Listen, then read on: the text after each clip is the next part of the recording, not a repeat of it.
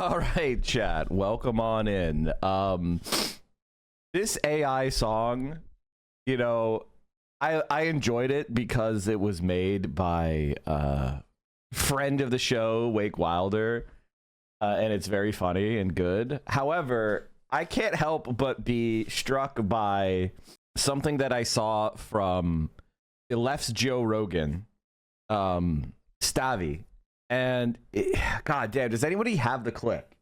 I'm gonna try to find it real quick.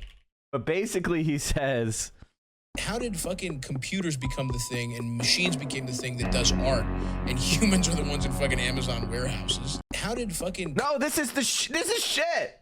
No, fuck this clip. That's not the clip. They cut it off after it got good. I hate when people make like stolen slop videos and they suck at it. And it's like... It's just fucked up that like AI now they're like, how did fucking computers become the thing and machines became the thing that does art and humans are the ones in fucking Amazon warehouses? Yeah. Like shouldn't the robots be working so we could paint? Why the fuck do you type like Superman with tits and blonde hair into a computer and the computer does it, and then it's like, but some guy's putting a 16-hour shift for no fucking money. Why aren't the robots the fucking slaves? How are humans the fucking slaves? Yeah. And we should have lives of leisure with the AI. It should be the coolest thing of all time, but that's not how it happens. We need to get some Albanian robots. We need to get some that don't know. Yeah, exactly. You want them to be Albanian because they're not going to get smart like Skynet. They know their place. Dude, you see that Chat GPT? It's just fucked up that like. That's exactly how I feel. Wisecrack said this one day ago, and this is from LOL. Stavi goated for bringing this on Theo. All I can say is like, Stavi legitimately is. We need to lean into Stavi core. Like, this is an unironic position that I have. Is that if the left is dirtbaggy, I'm of it. Okay, and that's what we need more of. And we need to stop using the term ableist, okay? We need to stop using the term ableist. I'm banning the term ableist, all right? The only time where it even makes sense is when people are insulting someone for being disabled or using the R slur, which is just bigotry. But the word ableist being associated with the left is just, we need to stop it.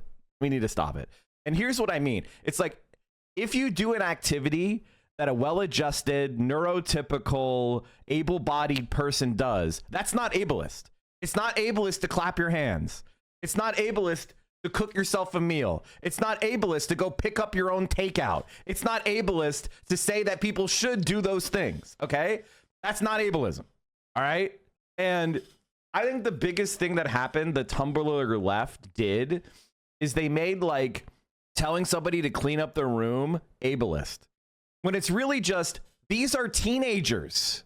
These are teenagers online, outsmarting you. It's like going into a 16-year-old's bedroom when you're their parent and being like, wow, it's a fucking pigsty in here, clean your room. And they're like, I'm sorry, my ADHD, blah, blah, blah. They're just coming out with bullshit because they don't want to clean their room. Stop being outsmarted by teenagers and say, I don't give a fuck what your psychologist says. Clean your fucking room or you're not going out tonight. And you know what? Suddenly, the ADHD kid is going to figure out a way to clean up their fucking room because they have motivation. They want to go out and hang out with their friends.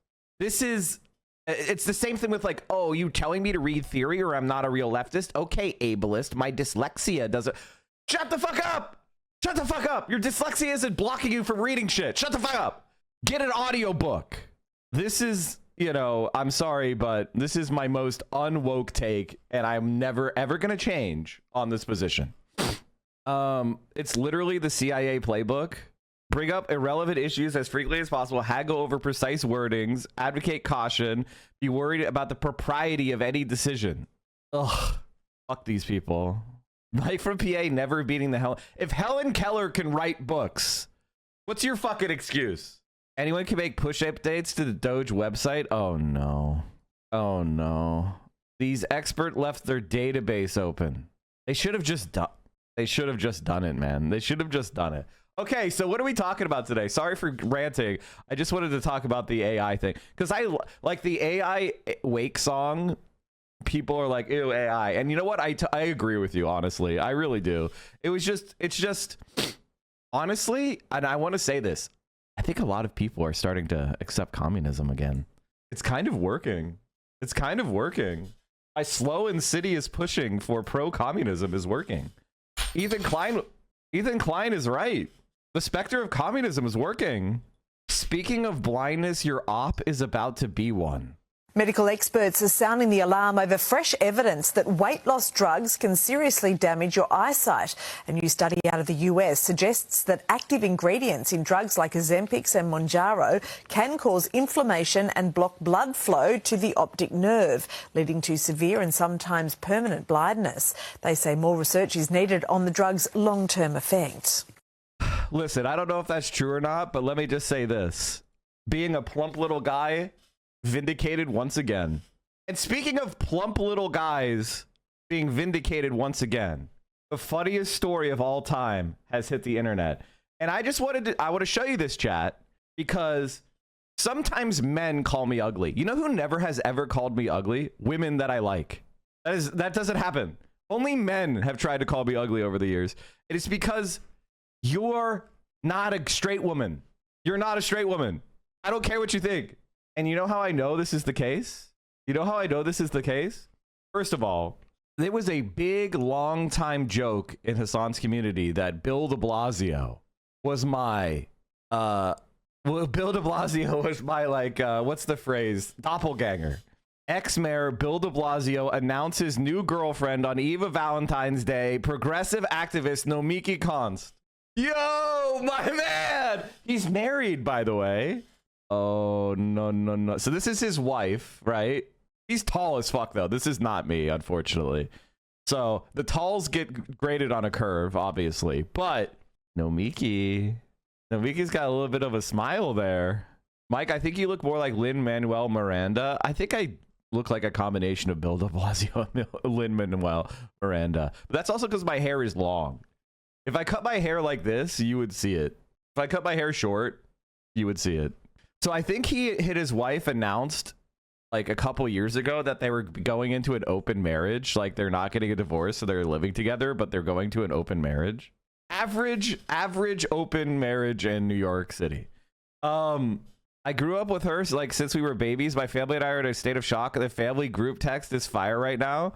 I want to send Nomiki a text to congratulate her. I honestly feel bad because I'm one of the people that kind of like knocked her out of the online left. Like I was friendly with her and like we talked on the phone before and stuff like that, and like I was always trying to help her out, but then she did this ridiculous like campaign to run for office to like split the vote from another left winger, and it was just completely disastrous. Like against a DSA endorsed candidate, she like launched a campaign and we were like, what are you doing? There's a DSA endorsed candidate already, get out of here. And she like got wrecked. And then she like dropped out and endorsed them anyway, and they won. So it was like, why did you do that? Why did you do that? Can you not link me this account? It's the dumbest account. Like this is the dumbest, most worthless account. And I don't think Ilhan Omar should run for Senate, to be honest. I don't think Ilhan Omar should run for Senate in Minnesota. I'll be honest. I like Ilhan, but I don't think she's a very good broad politician. I think the House is exactly where she should be. Also, she announced her run on MR without telling Sam about the DSA candidate. Yeah, that was really bad. So Nomiki is dating Bill de Blasio. Holy shit, dude. Did you see the Russia hit the Chernobyl sarcophagus with a drone strike? I saw that Ukraine claimed that, but I'm smart enough to not fall for it because, America is currently telling Ukraine to surrender and that we're not going to give them any more weapons. Well, I mean, they're not telling Ukraine to surrender. I want to correct that. The United States of America is telling Ukraine, hey, we're going to stop giving you hundreds of billions of dollars. And so Ukraine has to cook up some stuff in order to get the United States, scared again, I guess. But at the end of the day, it's not going to work. Exactly what and it's very funny because exactly what I said was going to happen to Ukraine happened to Ukraine. You want to see something? Okay. All right, chat. I'm going to do something that's going to piss libs off, but I don't care. Fuck you, libs. Eat shit. If this pisses you off, liberalism is your problem. Okay. It's not my problem. Searching Ukraine. Ukraine has suffered over 19,000 battlefield desertions and has almost lost the entire territory of 4 oblasts. At a certain point, it is fair to recognize the reality that Ukraine isn't going to win this by marching on Moscow. Last September. Biden is bombing Yemen and fully supporting the genocide in Gaza. His anti-diplomacy and sanction regime against Russia has completely failed, as Ukraine is now calling on allies to deport its own citizens so they can conscript them, not to mention warmongering with China. Hold on. Spartan Storm with the nom de guerre Adolf.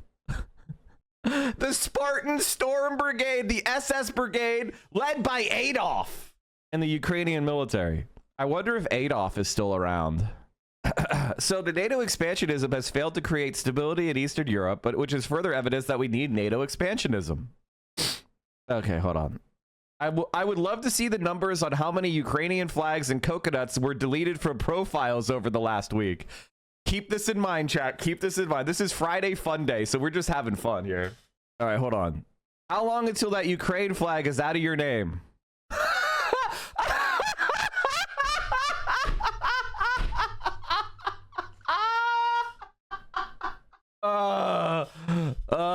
Okay, on to the next one. All right. Good luck with your chicken hawk propaganda. Ukraine will eventually be abandoned like every other erstwhile American ally. June 9th, 2024. I told you. I told you. Every single one of you who bought into this. We love Ukraine. America will never abandon Ukraine. I told you. Will be, she should have picked Shapiro. She should have gone even further to the first attempt to point figures will be she should have picked Shapiro. She should have gone even further to the right.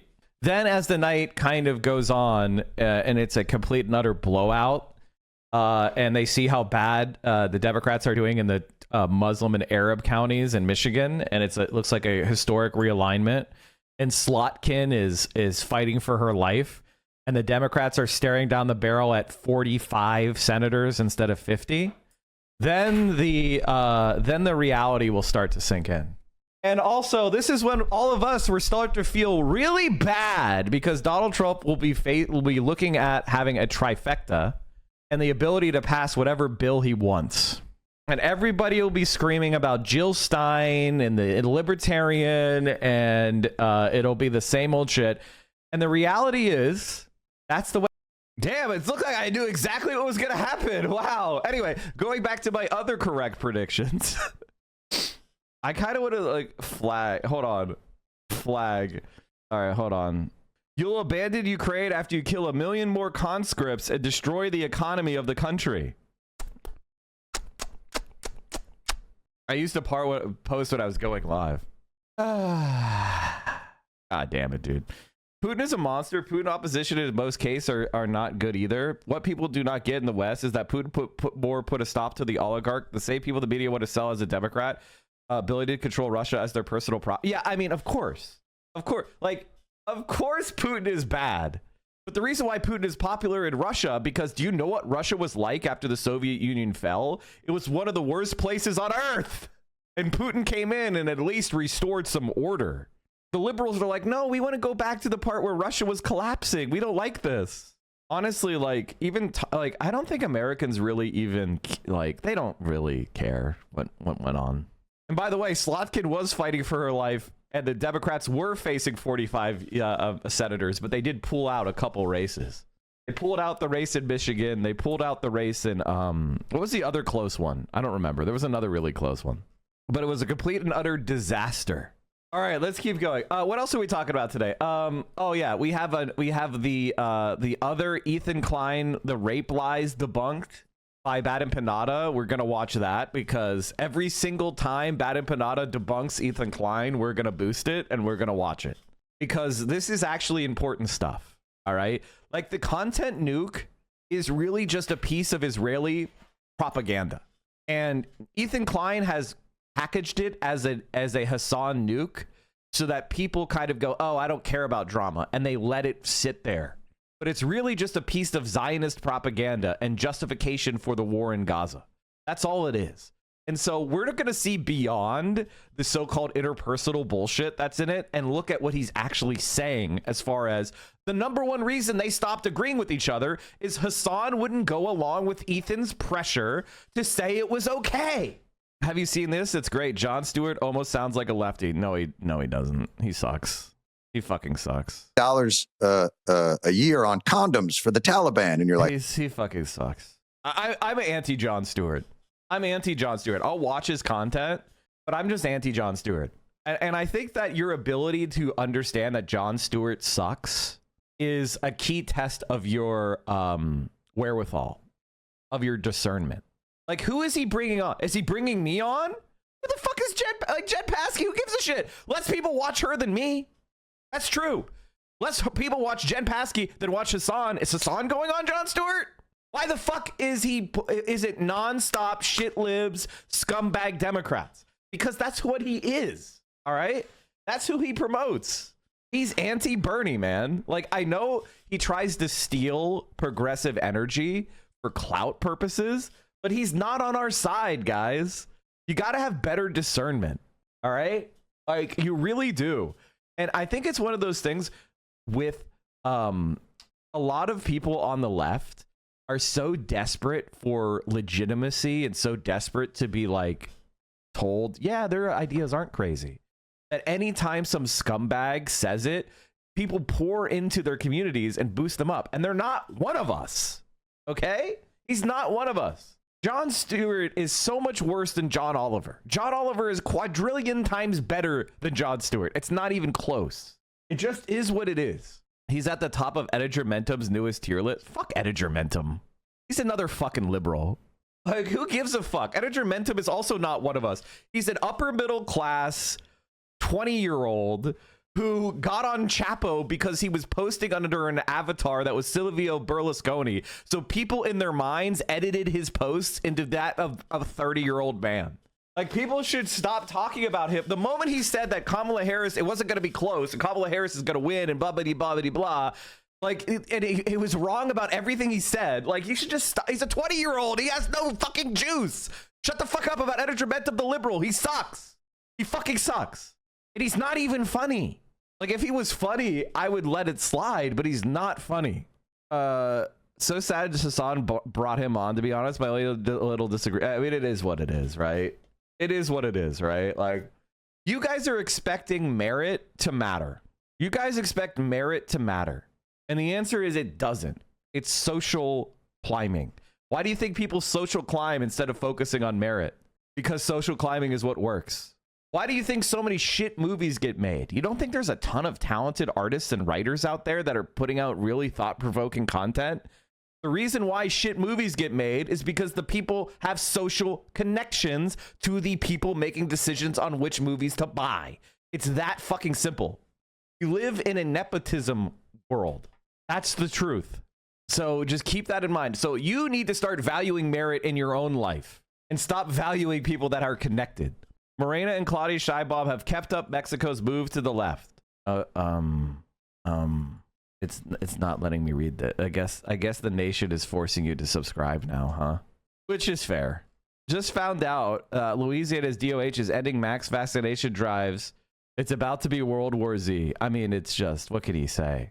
He was anti-union in the 90s. He's still got the same energy. He's anti against anything to his left. I would say Jon Stewart is smart in the sense that he understands that the best way to grow online, and this is true of people like Brian Tyler Cohen. Have you guys seen that guy? Or what's the other? David Pakman. They understand that as long as you don't punch left, you can grow tremendously. And then once you get some clout, then you turn right. It's a media strategy of selling out, which is like, you'll go like, ooh, Bernie Sanders and Elizabeth Warren have good ideas, and I kind of like them. You get a bunch of clout off of it, and then you sell out to the mainstream. Like, that is a strategy. And so when I see it happening, and you can tell somebody wants to do that strategy based on their kind of doing what Jon Stewart's doing, which is like Jen Psaki is fucking a Biden war criminal supporter. Like, what the fuck is she doing here? Like, she has nothing. She has no insight. She's dumb as fuck. Did you hear about a U.S. aircraft carrier having a collision with a merchant vessel on the coast of Egypt? Hey guys, why is an aircraft carrier on the coast of Egypt? I'm currently organizing in Houston. Wanted to know your opinion on DSA versus PSL. My answer is I would do both, quite frankly. But my feeling is both suck. If I'm being honest, I think DSA and PSL both suck. I'm on an honesty day today, which is to say that DSA has way too many liberals and PSL has way too many smelly guys. These are just facts, okay? And I like PSL, actually. I do like PSL, but my problem is that discernment is not valued in some of these more radical spaces, which makes sense, right? Like, if you're a person who is like rational and you only care about yourself, you're not going to end up in PSL, right? You're going to end up as a lib because you're going to be trying to advance your career because everybody thinks like a liberal here. So these are both the problems. Now, here's the thing. I love PSL, and DSA has smelly guys too, and everything has smelly guys. Like, everything you go to is going to have smelly guys. That's just, you know, the way it goes. You can't join both PSL and DSA in Houston, unfortunately. Yeah, probably. Yeah, that sounds like DSA fucking bitch made bullshit. Can you explain what you mean by discernment? I don't really want to attack PSL, honestly, because they've had like dumb scandals in various PSL branches that aren't really even that important. Like, honest to God, they're not important. It's just like individual weirdos being weird. You know what I mean? It's not really shitting on them. I'm not really shitting on them. I honestly regret it. I honestly regret what I said. The thing is, like, I don't want you to try to be too cool. I don't care that DSA has too many liberals in it. I don't give a fuck that you go to DSA and there's people that are going, okay, everyone, now, for those of us who might be sensory sensitive, no clapping today. Like, I find that to be incredibly stupid. But I also understand that if I were to say that in the moment and going, wow, that would make me look like an asshole, and people would all socially correct me, right? They would go like, ugh, that Mike guy is so rude, right? Even though I'm right. They would boo me. So you need to understand that. It's just one of those things that people like to busy themselves. People like to busy themselves, which is they like to be busy little bees. They like to be seen as doing things and fiddling with things, right? People don't like to be seen as sitting there and doing nothing. Like, to busy yourself, you know, you could be a little busy bee by coming up with a long list of etiquette and rules to police.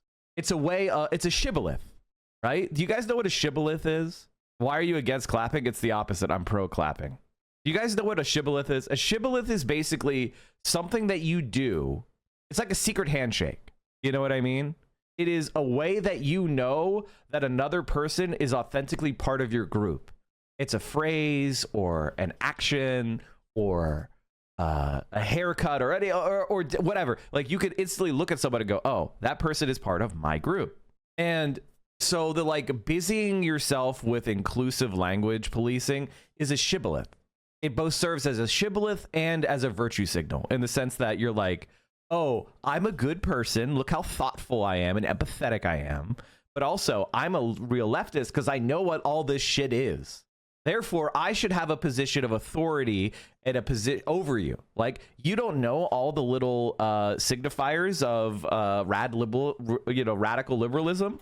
Oh, you don't understand xeno pronouns or neo pronouns? Well, then, are you really a leftist? You misgendered someone by saying she when they actually go by they? Or you misgendered someone by saying she when they go by they, them? You are not a real leftist. And it's like, no, that was an unintentional, that was an unintentional thing. I've been speaking, these mistakes are going to happen. No, I don't know you. I don't understand your neo-pronouns. Like, those are things that are actually not that big a deal. Like, DSA has turned into a cult of personality run. One guy who transformed the organ to his own campaign losing machine. He keeps running, sucking up resources and losing. Is this in Milwaukee? Which guy? Which guy are you saying is, who are you saying is the cult of personality around? trust that people are acting in good faith and learn to let things go. I mean, I don't know. I mean, like listen, there's going to be individual DSA chapters that suck, but it doesn't matter. It doesn't matter. I just want to be know that my chapter did a march on campus to demand they make it a sanctuary campus, and when approached by some people accusing us of being white saviors, we basically told them to sit down and still did the event. Yeah. This is one of the things I would say. Here's one of the things I would say is I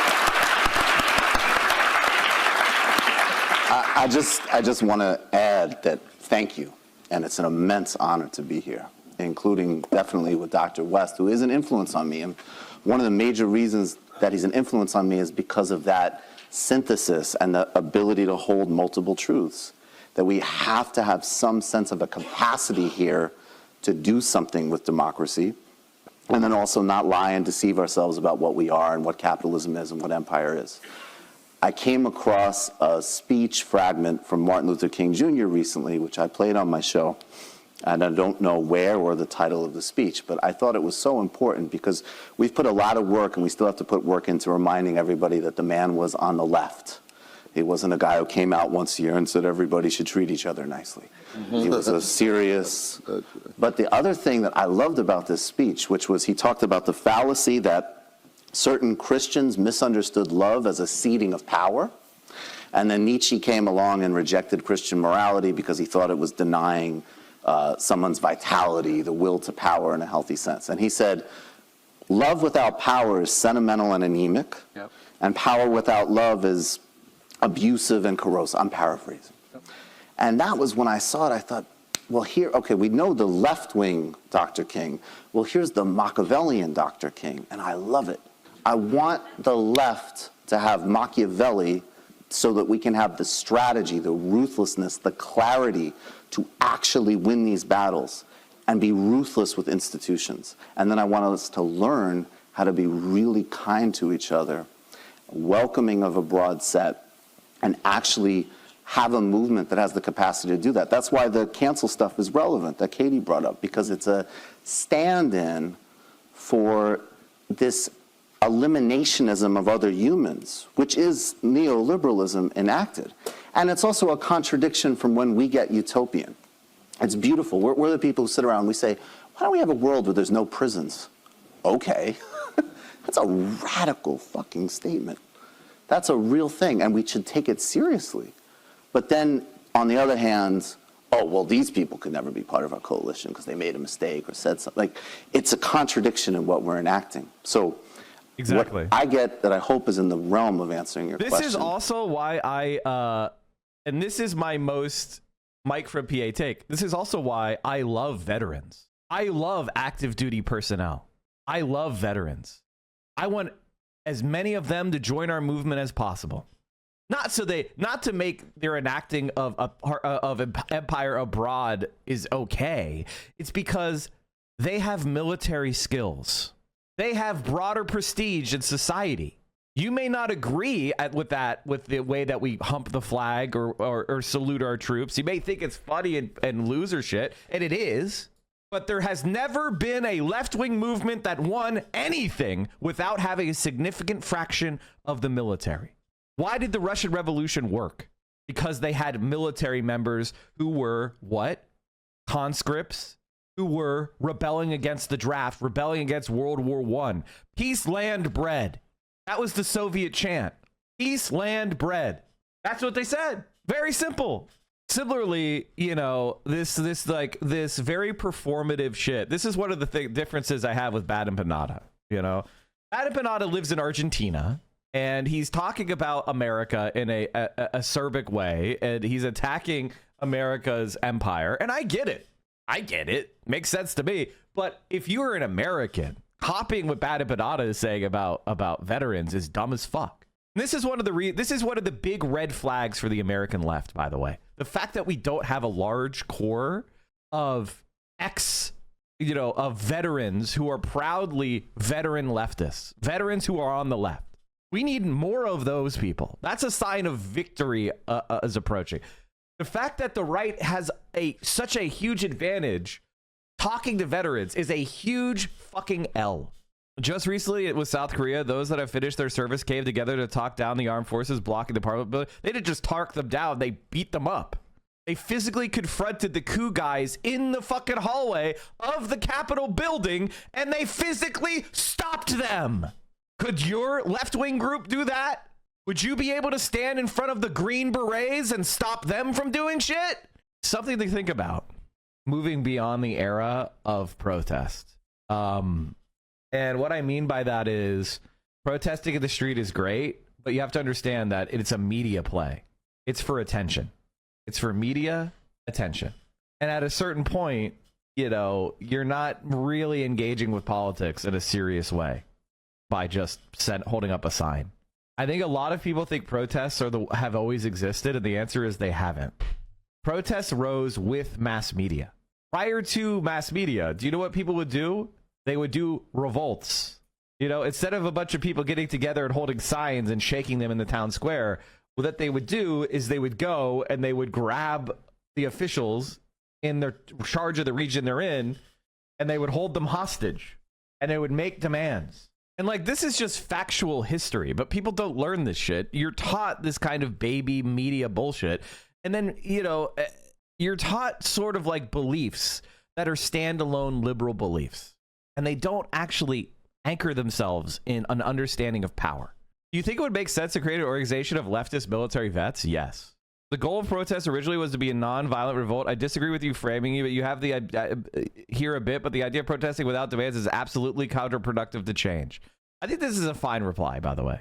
So in short, I agree, but I disagree with the frame origins around media. Post-Enlightenment liberalism has given a rich and diverse history of protests leading to real change, but not recently. This is just wrong. I'm not going to get into... Well, okay, you know what? Let's get into it. The only reason protest movements have seen success is because there was a radical edge and a foreign threat. So the reason why the civil rights movement worked is because of the time that it was taking place, which was the 60s. And there was a competition between the Soviet Union and the United States for the hearts and minds of the third world. And so the United States of America is running around the world saying, we stand for freedom, we stand for liberty, we stand for justice. Nigeria, will you ally with us? Will you give us your oil? Will you sell oil to American corporations? And the Soviet Union was like, look at the way they treat their black Americans as second-class citizens. They're lynching them. They can't vote. They're peons. And that is the situation where, with the protest movements in the South, that American liberalism was facing an external threat and competition for, you know, the hearts and minds of the third world, the non-aligned countries, the decolonizing countries. Which side are they going to interface with? Are they going to lean more towards the socialists? Or are they going to lean more toward the West? And so in order to make that play compelling, plus you had, you know, the historical experience of World War II, you had the experience of black Americans fighting for the cause of the Allies in segregated units, but covering themselves in glory, right? So you had this professional class of black people. You had all that context is what led to the civil rights movement working. And in America, the civil rights movement had a lot of really radical, violent leftists. You had Weather Underground, you had Black Panthers, you had Malcolm X, you had a whole sharp edge, you had riots, you had sharp edges of resistance, a simmering era of threat of actual revolutionary potential. That is what won the thing. It wasn't people holding up signs going, please give us a right, sir. It was a confluence of all of those factors that concessions were won. A lot of these identity leftists completely ignore class analysis. If you bring up class and Marxism, you get strange looks at some of these local mutual aid orgs. Always anti-capitalist and never socialist/communist. Guess they're just anarchists. I mean, there's a lack of militancy and masculinity on the left. Masculinity isn't the right word, but there's too much kumbaya flower child energy and not enough punching Nazis energy, if that makes sense. It's a major turnoff to a lot of people because there isn't a sense of action. Yeah, this is what I call what I call it the hall monitor versus the class clown, or the teacher's pet versus the teacher's pest, right? The right is seen as countercultural or rebellious because they're rebelling against what? nanny state, smarmy liberalism. And that the left is seen as the etiquette police, right? It is not the place of, like, I'll give you an example of what I'm talking about. The left is no longer Castro and Che. They had simmering sex appeal. Let's just be honest, right? They had machismo. They were chewing on cigars. They were chucking grenades. They were wearing olive fatigues. What's the left now? What the fuck is the left now? And it's like, I recognize this. Why do you think I'm in Hassan's community? Because Hassan, although quite frankly, he's a very gentle man, at least evinces some level of masculinity, some level. The bro shit is good, actually. Anyway, this is, it is what it is. From this Dr. King clip was left-wing, spiritual, but also with a vision of power. And if we can synthesize those things, I think we will speak to the highest impulses of this country. We will be welcoming to people, and we will win. I don't agree with Cassie. She's just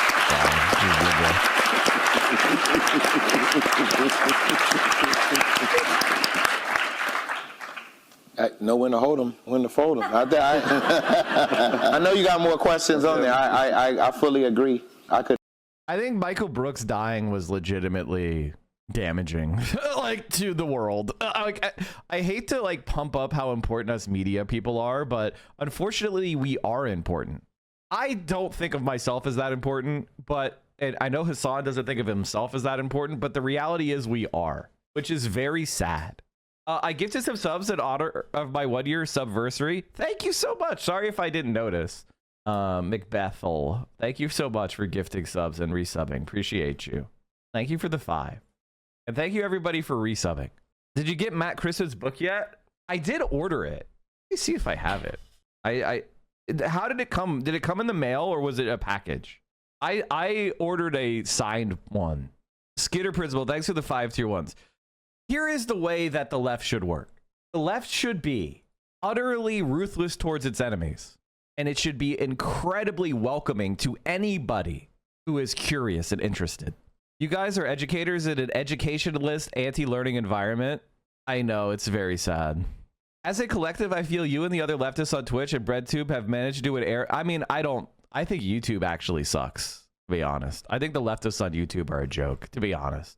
I actually think YouTube is dog shit for the left, to be honest. Like, it's kind of shocking just how bad YouTube is.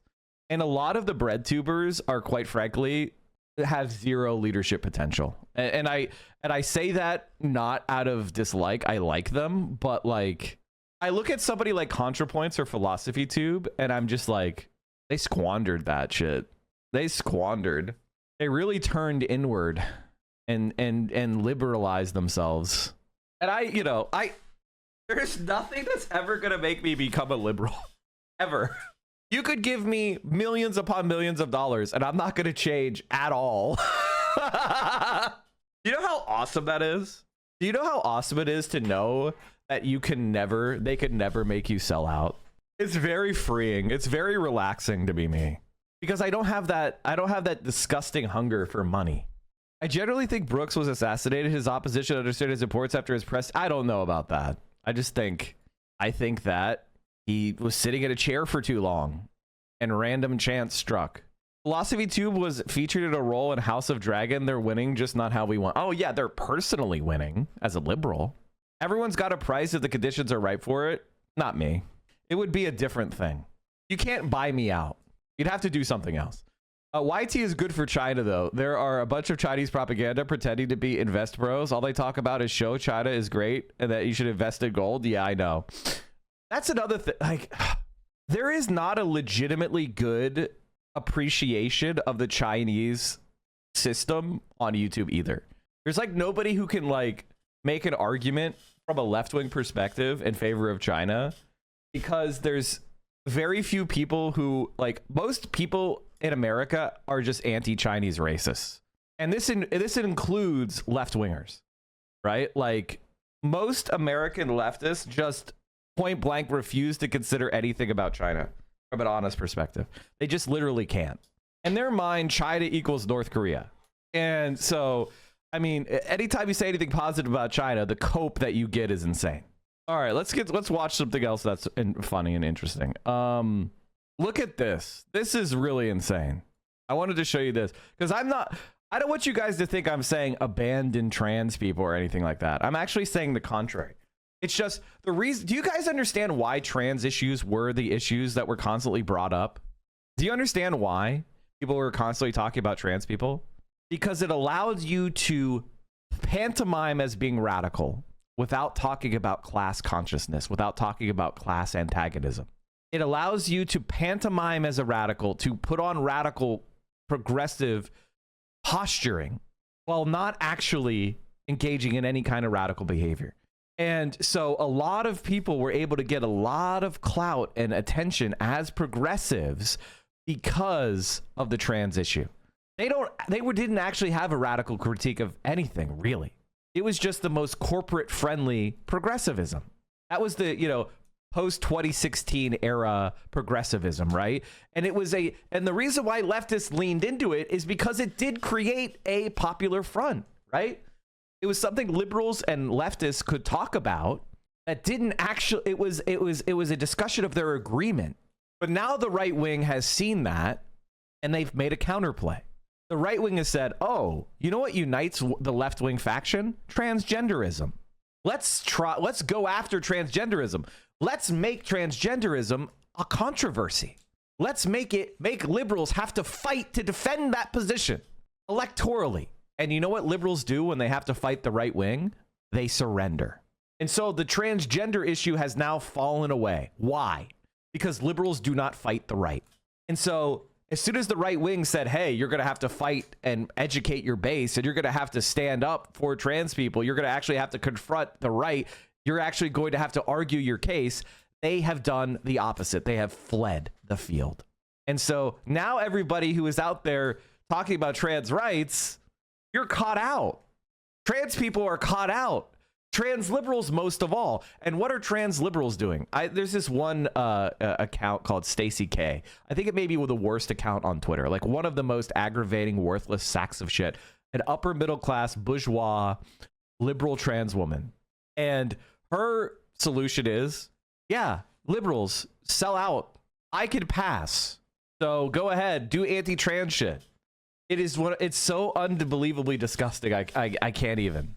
Brianna Wu. Oh God, another example.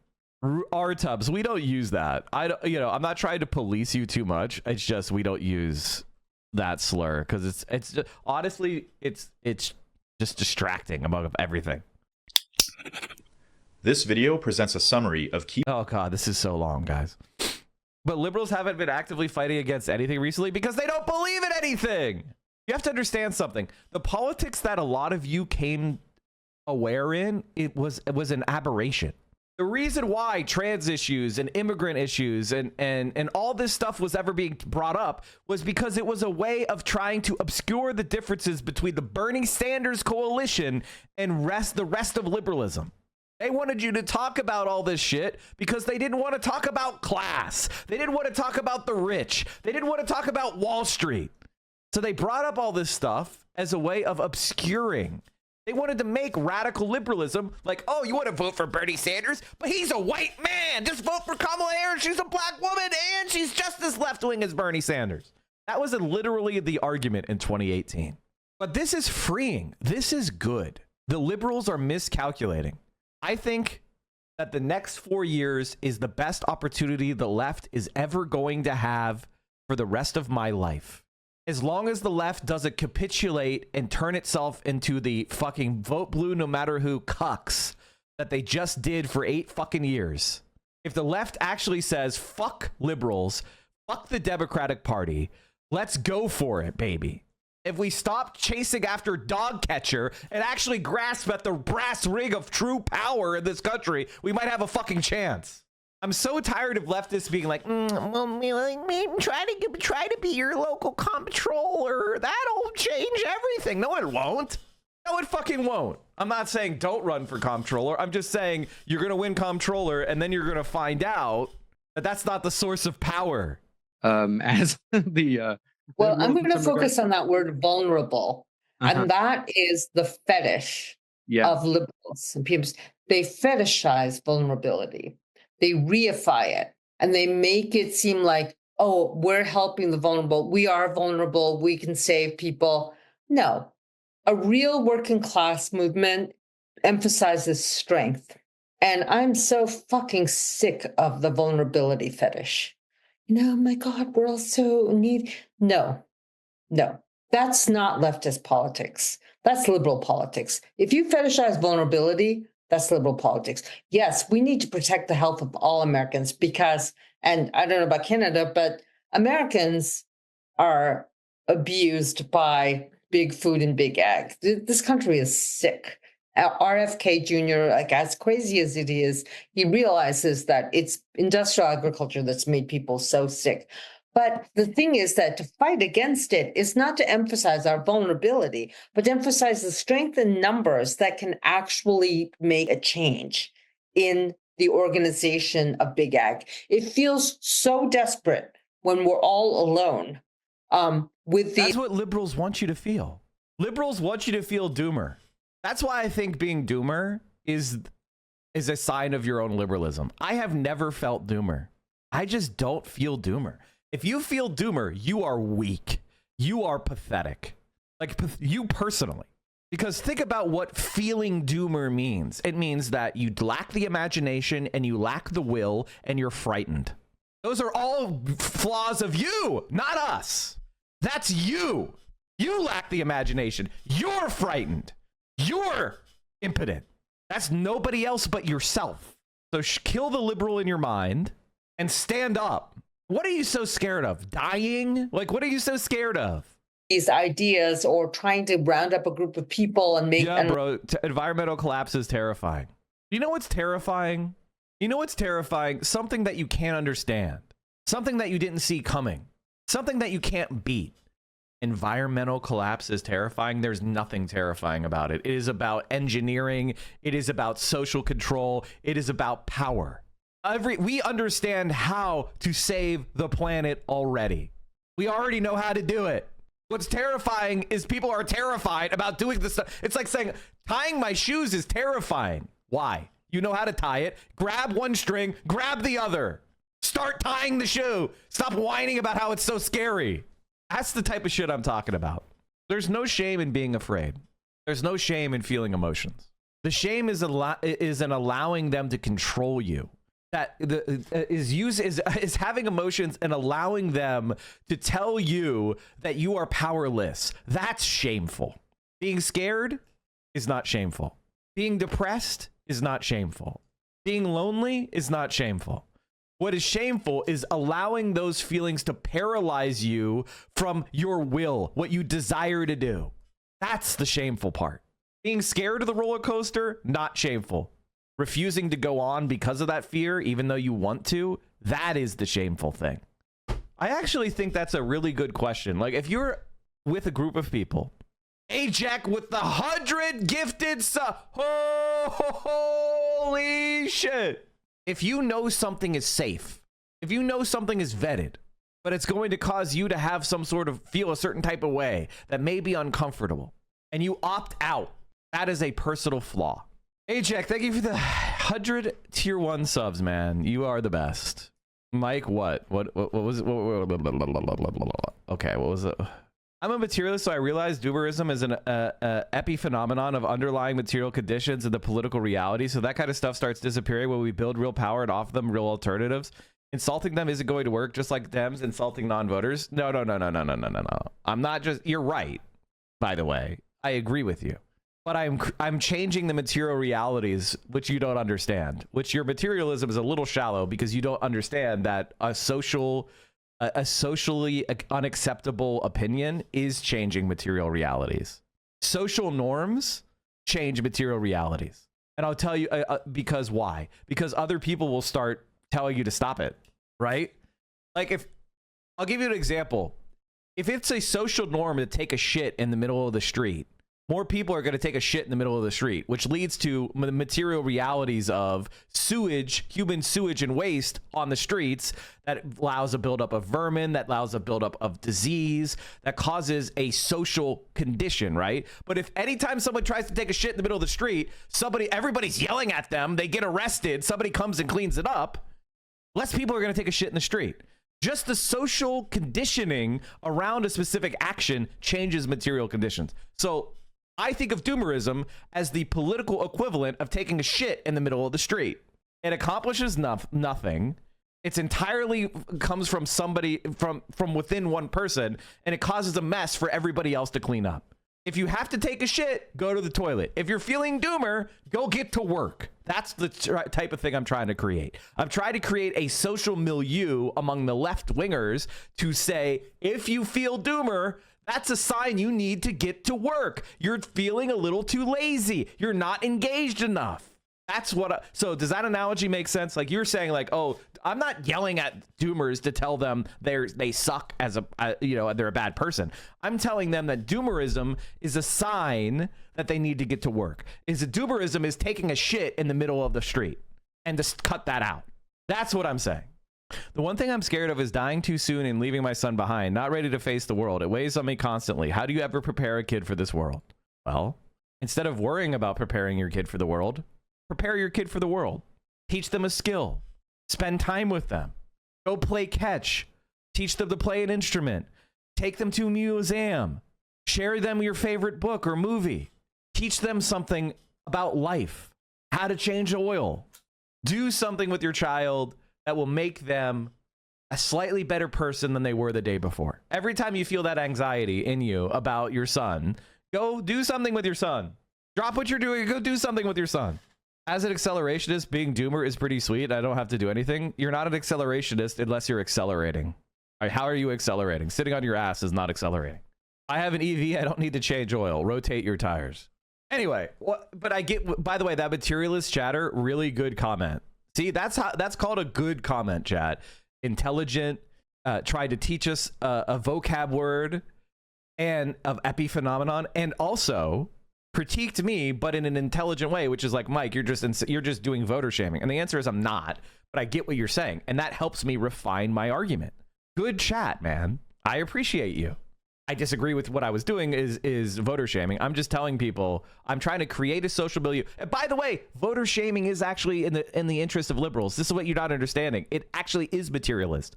They're trying to create an environment, and they've done a very good job of it, where leftists don't try to create their own political parties because of frustration with the liberal program, right?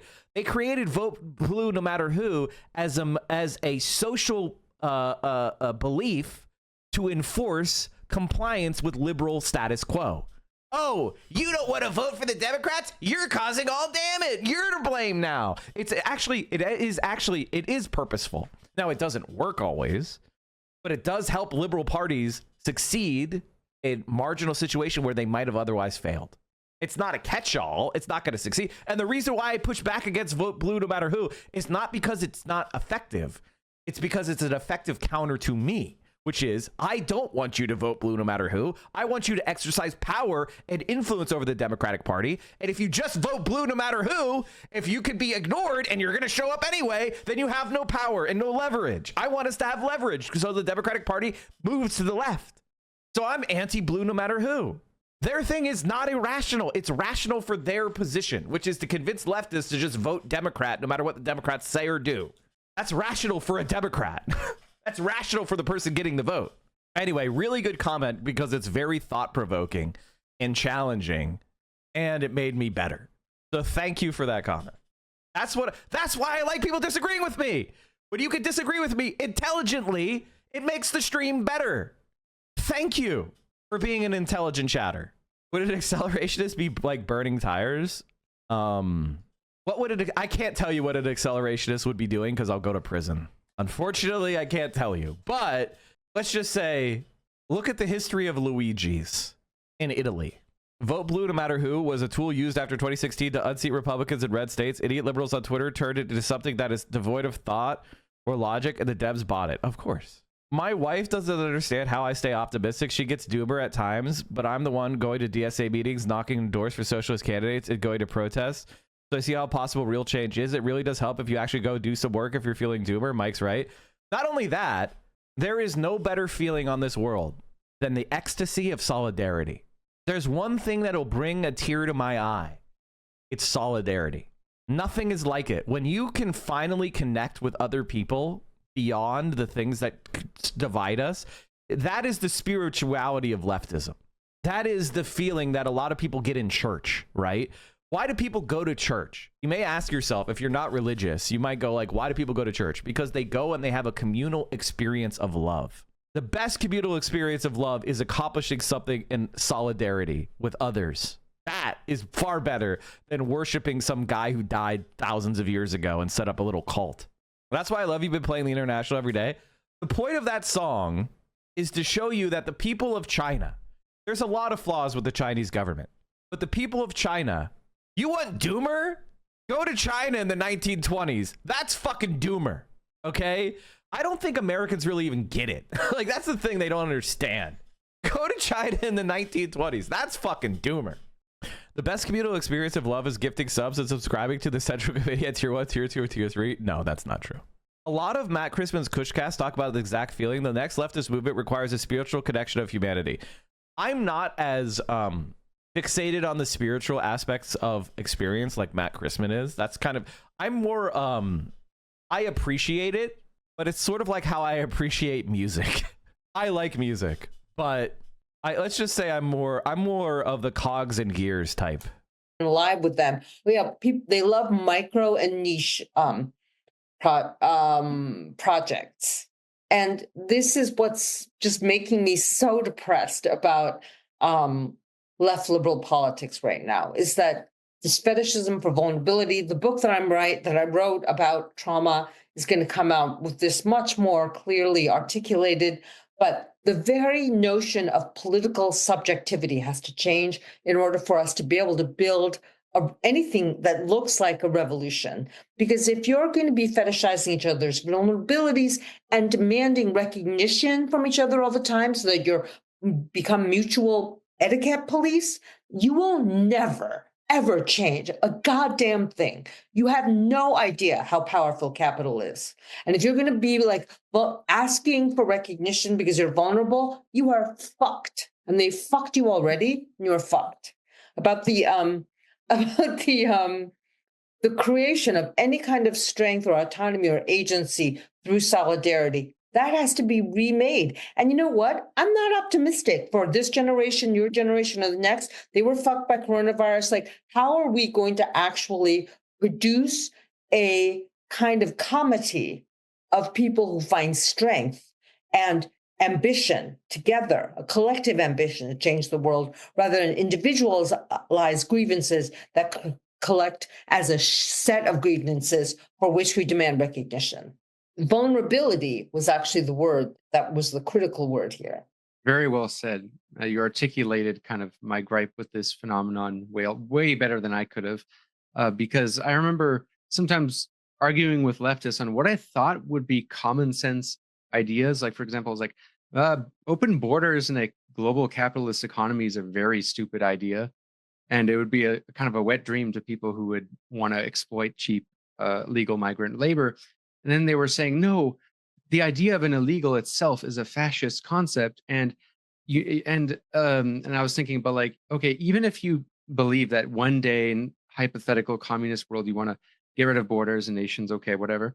As a political strategy right now, it's a pretty silly idea to emphasize open borders. And they said, but we can't give up on the vulnerable, and they're more vulnerable. And you hear this a lot with the issues like trans issues and all kind of different issues where, so I'm very libertarian on like those kind of issues. Can't give up on the vulnerable. Yeah, well, it's like I had an argument with a sort of PMC leftist once, and I said, okay, like, why not take the strategy of you can be pro-trans rights, but maybe don't like put the most fringe trans issues on the front of your platform and talk about that more than the issues where you might have popularity on. And this is exactly the thing that I've been attacked for the most in my career. People have called me, this is a good take. This is a correct take. People have called me a class reductionist. And the reality is I'm exactly the same. I'm extremely pro, self-expression. I might even call myself a gender abolitionist. But I also understand that is a fringe academic belief that I spent a lot of time reading books that none of you read to come to. All right. This is not something that regular people out on the street are going to understand. Most people have this kind of live and let live personality. They don't understand trans people, but they think trans people should be able to live their life as they see fit. We could work with that. We win power and then we pass policies to support trans people in their lives. Like if we get Medicare for all, as technocrats, we could slip in there that what is medically necessary according to science is the treatment that trans people get. And then you know who we put in the positions of power to determine what is medically necessary? Pro-trans people. That's how you accomplish it. And then over time, you follow the same thing we did with gay rights, which is you show, trans people get more and more visibility. And then before you know it, it's accepted. It's the same fucking strategy. But people are no longer about winning. It's about posturing in front of other people and going like, I'm the most pro-trans right person on the left or whatever the fuck, which is actually me. But it doesn't matter. But the thing is, a lot of people do not see politics about meeting people where they are and then taking them to where you want to go. That's what politics is. I'll say that again. Politics is meeting people where they are and taking them where you want to go instead of standing where you want to be alone. And like, that is like, if you're seeing this and you're hearing this and you're going like, no, we need to say this and we need to say this. You've fallen into the liberal trap of posturing and expressing your own virtue is more important than power. Politics is about power. It's very convenient. They both start with P, so you're not confused, okay? Politics is not about, I am the best person and the most moral person in the world. How much do you think this is a real problem, though, versus just people yapping on the internet? I think it is a problem because I exist in organizing spaces, and there's a lot of grifters, and there's a lot of people that are constantly trying to create these interpersonal fights. And this is another thing that is, I haven't talked about this yet, but I need to start talking about it because if I plunge myself into politics again more, I'm going to need your guys to back me up. And I don't need you guys to be backbiting me. If you're going to be backbiting me on this now, you need to leave. And the reason why I'm saying that is because let's say, for example, that I got involved in politics and I wanted to run for something or I wanted to take a leadership position. The number one thing people are going to say is, Mike is a white, straight, cis man. We don't need more white, straight, cis men in positions of power. Period. That's the number one attack that people will go after. If you guys are going to shake your heads yes to that, then get the fuck out of here. Like, honestly, get out. Stop learning from me then. Get out. Now, I'm not saying that we don't need trans people in leadership. I'm not saying we shouldn't try to, talk to black people about their issues and have black leaders. Of course we should. But if you're going to entertain the idea that, oh, we don't want Mike because he's a white, straight, cis man, that's exactly what they did to Bernie Sanders. But why did they do that? Is it because they actually care about any of those things? Those same people went around and voted for fucking Joe Biden. They never cared about that. It was just an interpersonal play because I care about trans liberation, because I care about racism. And you do too. They were manipulating you. They were manipulating you for personal power, and you fell for it. Don't be a mark. They were like, oh, you're white. Be quiet. Now, was that an argument about what you were saying? Was that an argument about your thoughts? No, it was an interpersonal play to shut you up so they could win. Don't be a dope. So get DEI out of activism. Got it. I would say that if by diversity, equity, inclusion, you mean haranguing people because of their race as opposed to argument, then yes, I would say get that out. And honestly, the professional corporate lib DEI shit is garbage anyway. It doesn't accomplish shit. I dissuade party members from putting down people who do not understand. Even people who are unenlightened and seemingly bourgeois should be answered in a polite way. I try to be cordial because that's the way you win people over. You cannot win them over by drawing the line of demarcation, saying you are on this side and I am on the other. That shows a lack of consciousness. After the Black Panther Party was formed, I nearly fell into this error. I could not understand why people were blind to what I saw so clearly. Then I realized that their understanding had to be developed. There's the one thing I would say about this is I partially agree with this, but I partially disagree with this. I agree with within organizing spaces, you should not do this. Against your enemies, you should do this. You know, we're not going to win over everybody. You need to be able to understand the difference between an enemy and an ally. You need to be able, like, a lot of this stuff is contextual. Anyway, moving on. They said, no, that's seizing ground to the right, and that is going to damage the vulnerable. And my God. Most of my trans friends really hate the fact that the liberals have weaponized that issue in this particular way. So when you pretend to speak for the vulnerable, you are taking the most PMC position, because when a true mass politics comes to being, or when the revolution happens, it's only because of the strength of the masses, and not people going, oh, peasants, you really suffered. It's like the inspiring thing about Mao's revolution, about Lenin's revolution, was the power that people saw in themselves reflected in the masses, and in their ability to change things. A lot of things didn't change in both, Bolshevik Russia and communist China, but there's certainly, you liberated like 300 million serfs from serfdom and 800 million peasants from absolutely dire poverty and debt peonage to landlords. So there was a whole reorganization of the productive forces of a population, and there was redistribution. It didn't work out perfectly, and it's still in process in China. In Russia, it's all oligarchical now. But when you think about like a class war, you don't wage it by saying we have to, be vulnerable and then expect other people. It's like a blackmail when you say, oh, yes, we're protecting the vulnerable. And if you criticize me, you're criticizing the vulnerable. That's like the total liberal blackmail. It's like it's interpersonal leverage. That's what they're trying to do. They create these environments where it's like, oh, you disagree with me on this specific issue. That means that you are doing bigotry. And you as a socialist, you are very concerned about doing bigotry. You don't want to do bigotry. And you're like, oh man, am I being anti-Semitic right now? Am I being racist right now? And you stop what you're doing. But they don't care about it. They just want you to stop, and they can't argue against what you're doing, so they attack you. And the reason why I'm talking about this is what Ethan Klein is trying to do, right? The way he's too stupid to do it. He doesn't have the leftist cred to do it, but he's trying to do it. It's a strategy he's seen work before, so he's trying to do it. Oh, Mike from PA or Hassan, they're champagne socialists. They're anti-Semites. They're misogynists. Do you think Ethan Klein cares about any of those things? He knows that I do, however. I do care. And so he's trying to use it to get interpersonal leverage, and he's trying to trick any dope who will fall for it. You need to make yourself immune to getting duped like this. They hyper-focused on trans issues for a decade, and now they're confiscating trans people's passports. And liberals are not saying a fucking word. This is what the French media does to the left party, call them anti-Semitic, etc. Pathetic. No, we have to find strategies to build mass politics. That's what they did to Jeremy Corbyn. The only reason they don't call Bernie Sanders anti-Semitic is because he's Jewish. But they call him a self-hating Jew when nobody can hear.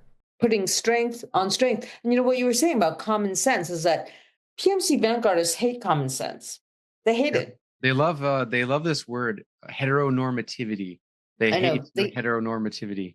Right. They hate normativity. But the other thing I was thinking about was that in the most extreme. And by the way, chat, let's just like break down norms. What are norms? Norms are just expectations of behavior.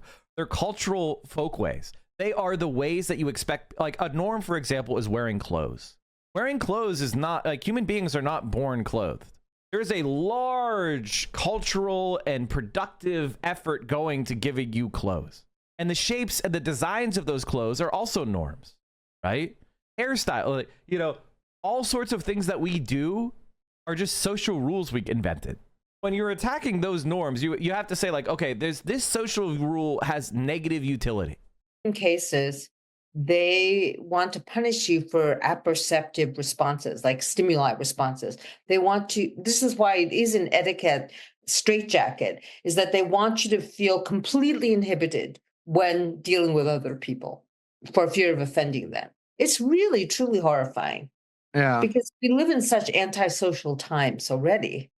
But if you are going to create a new net of etiquette in which you can catch offenders, then you just give up on normal people, ordinary people who are just either who are trying to survive and who are looking for some kind of social bond that will make them feel less alone with regard to all the powerful forces that are working against them, from our foodways to our work culture to our healthcare system.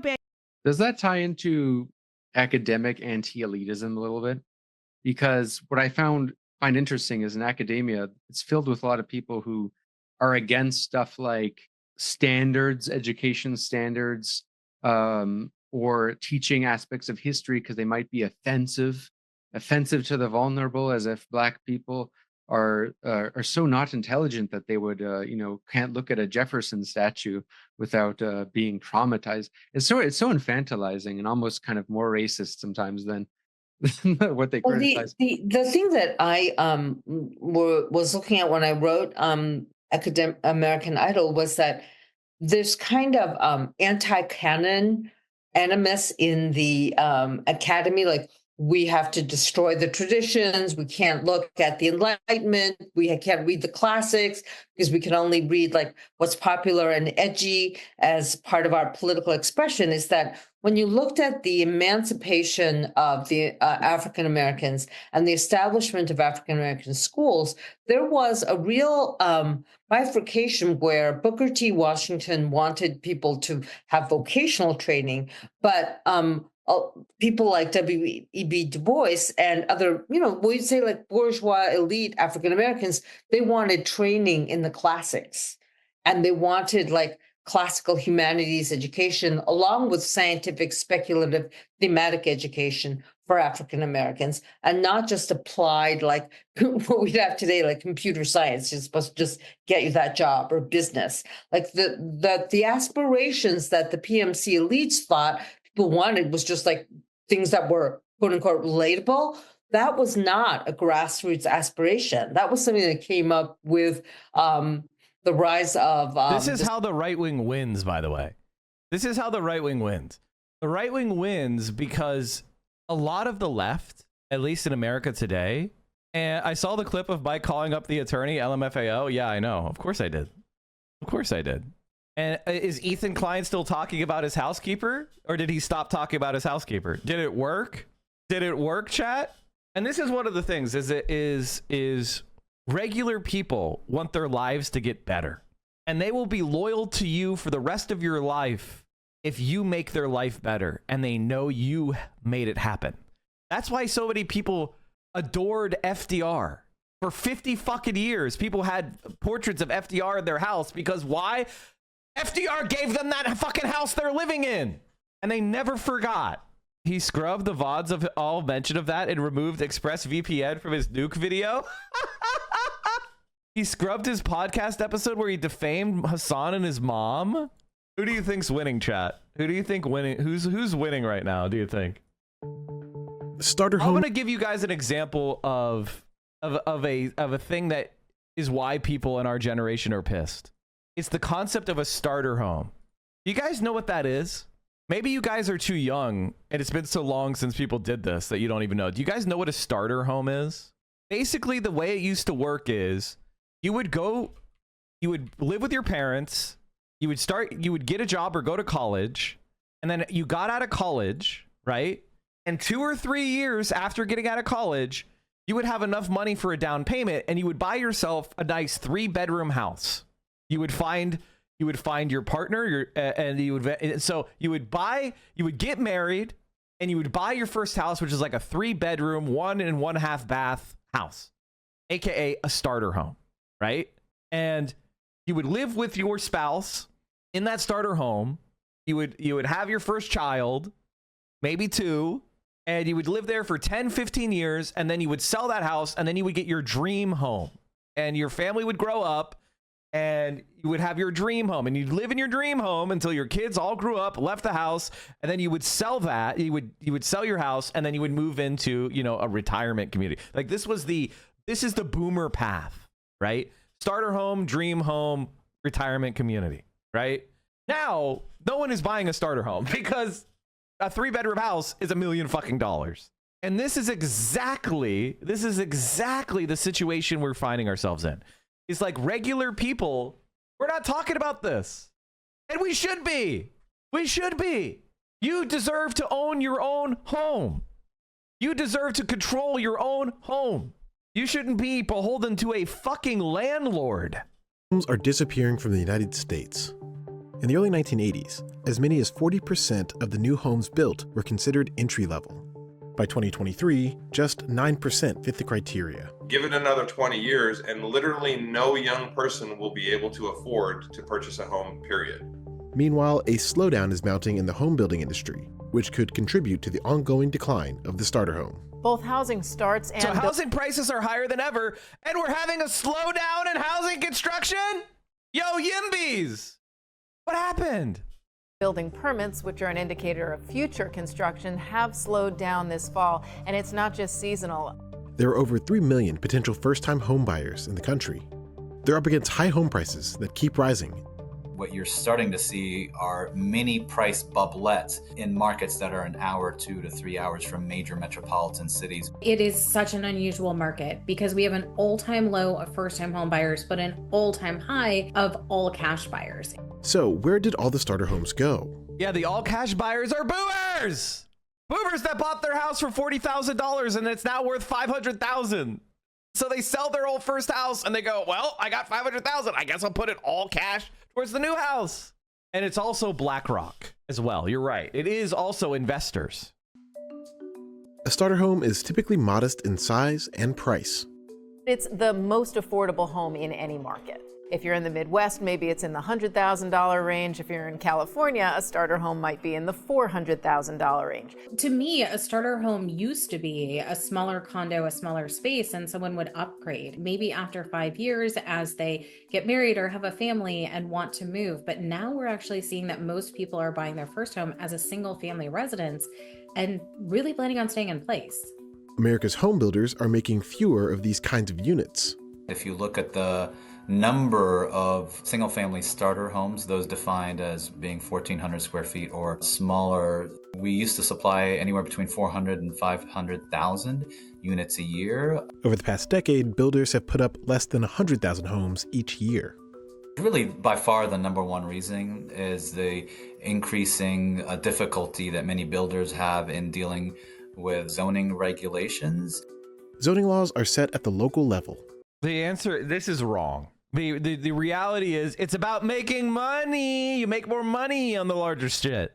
It's less competitive. There's more meat on that bone. Zoning laws. Get the fuck out of here. These laws can determine the size of each lot in a neighborhood.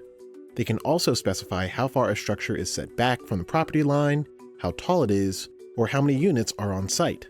In many cases, these laws create an opportunity for local residents to challenge new development. The residents often raise concerns, like overcrowding of schools and wear and tear on local roads. A lot of this has to do with density restrictions within local communities. You can't densify if there's no public transit. Like, you understand there is an actual limit to how much people can drive on a road? Like, if you don't have the throughput for transportation, this is actually a thing. It is a thing to be like, okay, there's too much density. We don't have enough transit. There's no transit. You can't over-densify because then it'll just be gridlocked 24/7. You need to have public transit. They may not want a townhouse or a condo community coming in, but they absolutely will welcome a single family community. Zoning codes are found all around the country. The most restrictive ones are often found in major cities. Many builders are not leaving money on the table. They are just simply unable to build, or it's become so expensive to build that they can only build high-end single-family and high-end multifamily. Given the high price of land, labor, materials, it's very difficult for big home builders to build the entry-level homes. So, okay, I agree with that. The government should do it. Except it should just stop at entry level. The government should build for the bottom 70%. And we should get rid of these private development-led housing market. There are a couple who specialize, like D.R. Horton, which has an express homes division, which specializes in starter homes. But for medium-sized builders, it's just very expensive in order to pencil all the costs they have and make it affordable to that lower-end buyer. As a result, home By the way, builders... chat, look at these houses. Look at these lots. Like, there's no lot. The buildings take up the entire lot. There's no set. Like, look at this shit. You have 5 feet of separation from your neighbor. Like, what is this? This is Vegas, I think. Builders and first-time buyers are targeting further flung locations. Maybe it's Arizona. I don't know. We've definitely seen a trend toward purchasing a home further from the urban core. So you do see a lot of new construction in suburbia and exurbia. Home values are now rising most rapidly in low-density and rural areas. Experts say that relaxing these codes could lead to higher levels of home building and preserve affordability. You know, for example, in San Antonio, there's some builders that are building sub 1,000 square feet, single family detached homes, right? Which would have been... Why the fuck would you want it? Sounds fucking stupid. That's dumb as fuck. That sounds stupid as fuck. What's exurbia? Basically, it is like even further out, even slower density than the suburbs. But it's not rural. Almost unthinkable just a few years ago. So the market is reacting, but its response mechanism is really limited because of the rules of the game. Some areas with less restrictive zoning codes are welcoming many newcomers.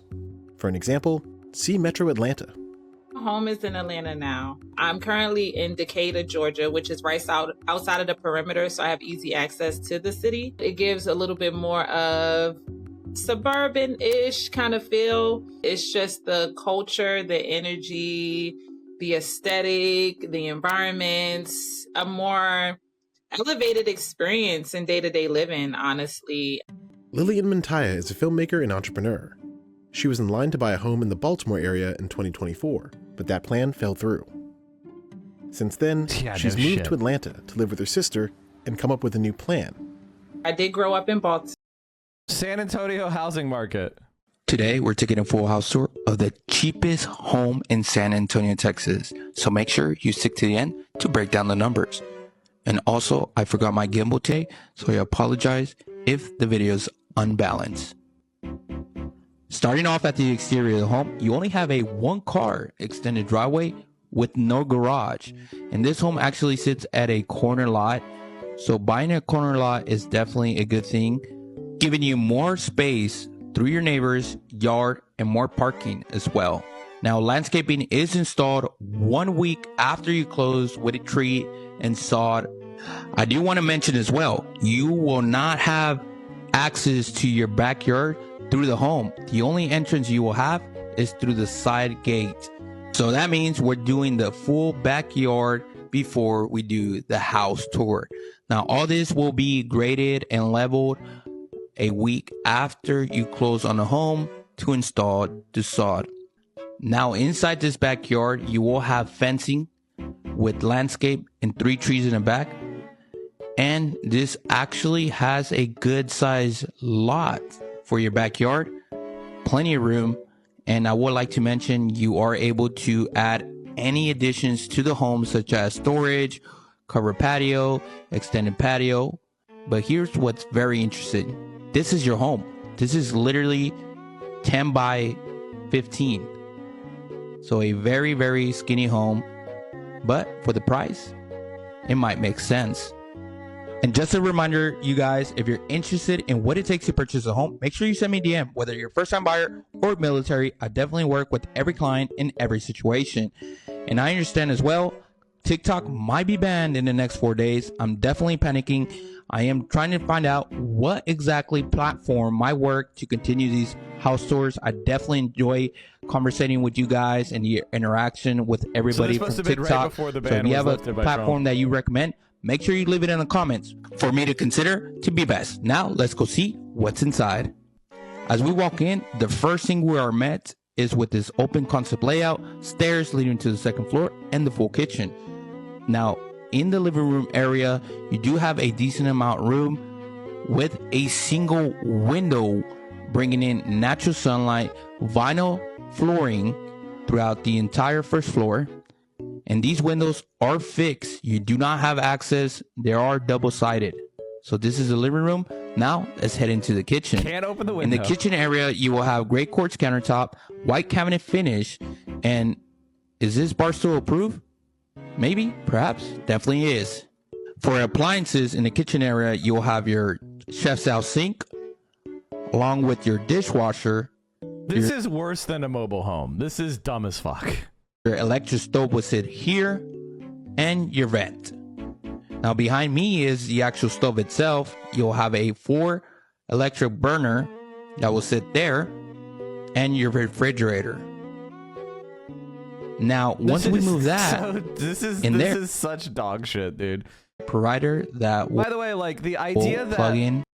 I just want to see the upstairs. Hold on. For the first thing we're met is with this open concept, which is a loft, second living room area, or game room. And behind me will be better number 2. Can shower. Now time to break down the numbers. This home is selling for $131,500. All there can't be more than like 15 grand in materials in there. And like that's the free market. I mean, like, what do you even say to that? Like, I'm looking at that shit, and it's just sad and pathetic. Some more. I gave Baltimore a shot in my adulthood with my children, and I did the 9 to 5 and, you know, attempted to buy a house there and everything. But Baltimore wasn't providing the, I don't know, just the lifestyle, resources, community that is needed for me to thrive. And Atlanta has been able to kind of just support me more. Yeah, experts say that more dense forms of housing could have helped first-time buyers, particularly in crowded areas. How do I get a job as a Democratic strategist? Do you really want to know? I used to have this mailing list with lots of jobs. Oh, there you go. I found it. It's called Jobs That Are Left. Jobs That Are Left. Or another place, if you want to get more political jobs, unionjobs.com. This is for like mostly staff jobs. If you want to work in a union. There you go. You're welcome. The jobs on the left list. Let me click on this to make sure it doesn't like show my taxes or whatever. Okay, I think it's safe. You know, there you go. If you want to just, you know, there might be a whole shit ton of like shit libs and Democrats. Credit card balances increased by 24 billion to hit 1.17 trillion, and auto loan balances saw an $18 billion increase to 1.64 trillion.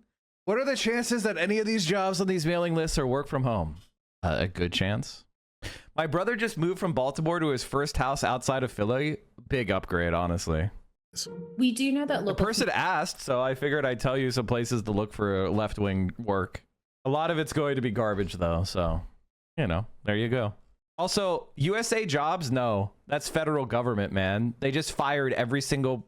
You understand that Donald Trump is the president, right? They just fired every single provisional federal employee. They just did. This just happened. They're just destroying everything. Layoffs of government workers. Now, we don't have exact numbers right now on how many employees would be affected, but we do know it likely has the potential of impacting more than 200,000 people hired by the federal government within the last 2 years. And those workers usually have little protection from being fired without cause because they haven't worked long enough for civil service protection.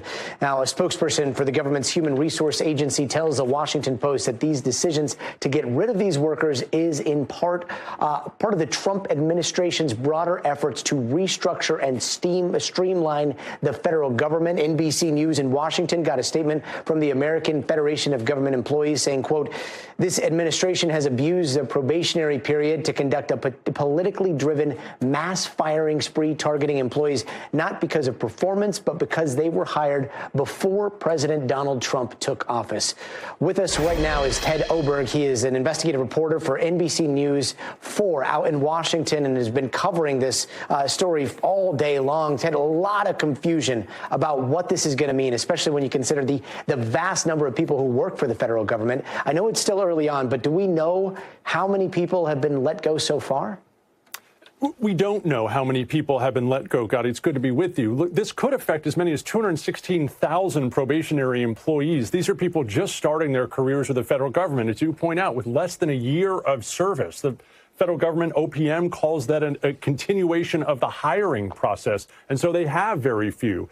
Agencies can exempt some of these people if they don't want to let them go, but every agency, we are told without exception, was told to let go of their probationary employees today. And that is a huge number, almost 10% of the federal workforce. Almost 9-10%. That's wild. Do we know how this is going down? Or are workers being told individually? Are there emails? Is this a case-by-case situation? Because it seems like, you know, with thousands and thousands of these happening over the next couple of days, it's going to be chaos. I can't imagine that all of them have been told yet. That is a huge number. And OPM just started telling agencies today to start doing this. What we do know is it is likely an agency-by-agency decision. Some may do emails, some may do in-person meetings.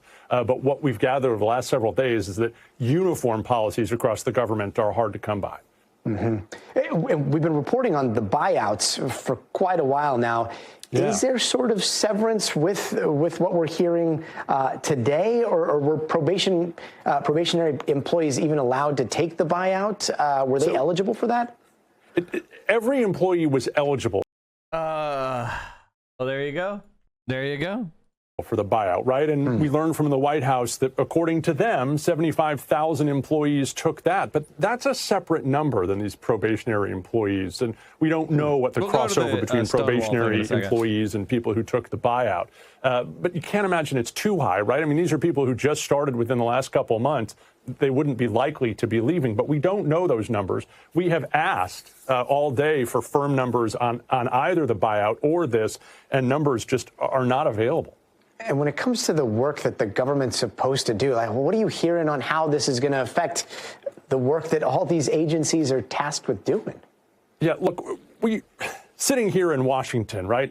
So many of our neighbors, our friends, people we talk to, sources, look, they're proud of the work they do. And I think universally they're concerned about being able to continue the work they're doing. Very few of them are willing to go on the record for obvious reasons. They don't want to become a target. But look, they admit that, you know, if you cut 10% of our workforce or more, because remember, the Trump administration has suggested deeper cuts, it will be very hard to do the work of housing and urban development, very hard to do the work at the Department of Education or the civilian work at DOD. And we've heard from those employees, you know, about those concerns. Absolutely.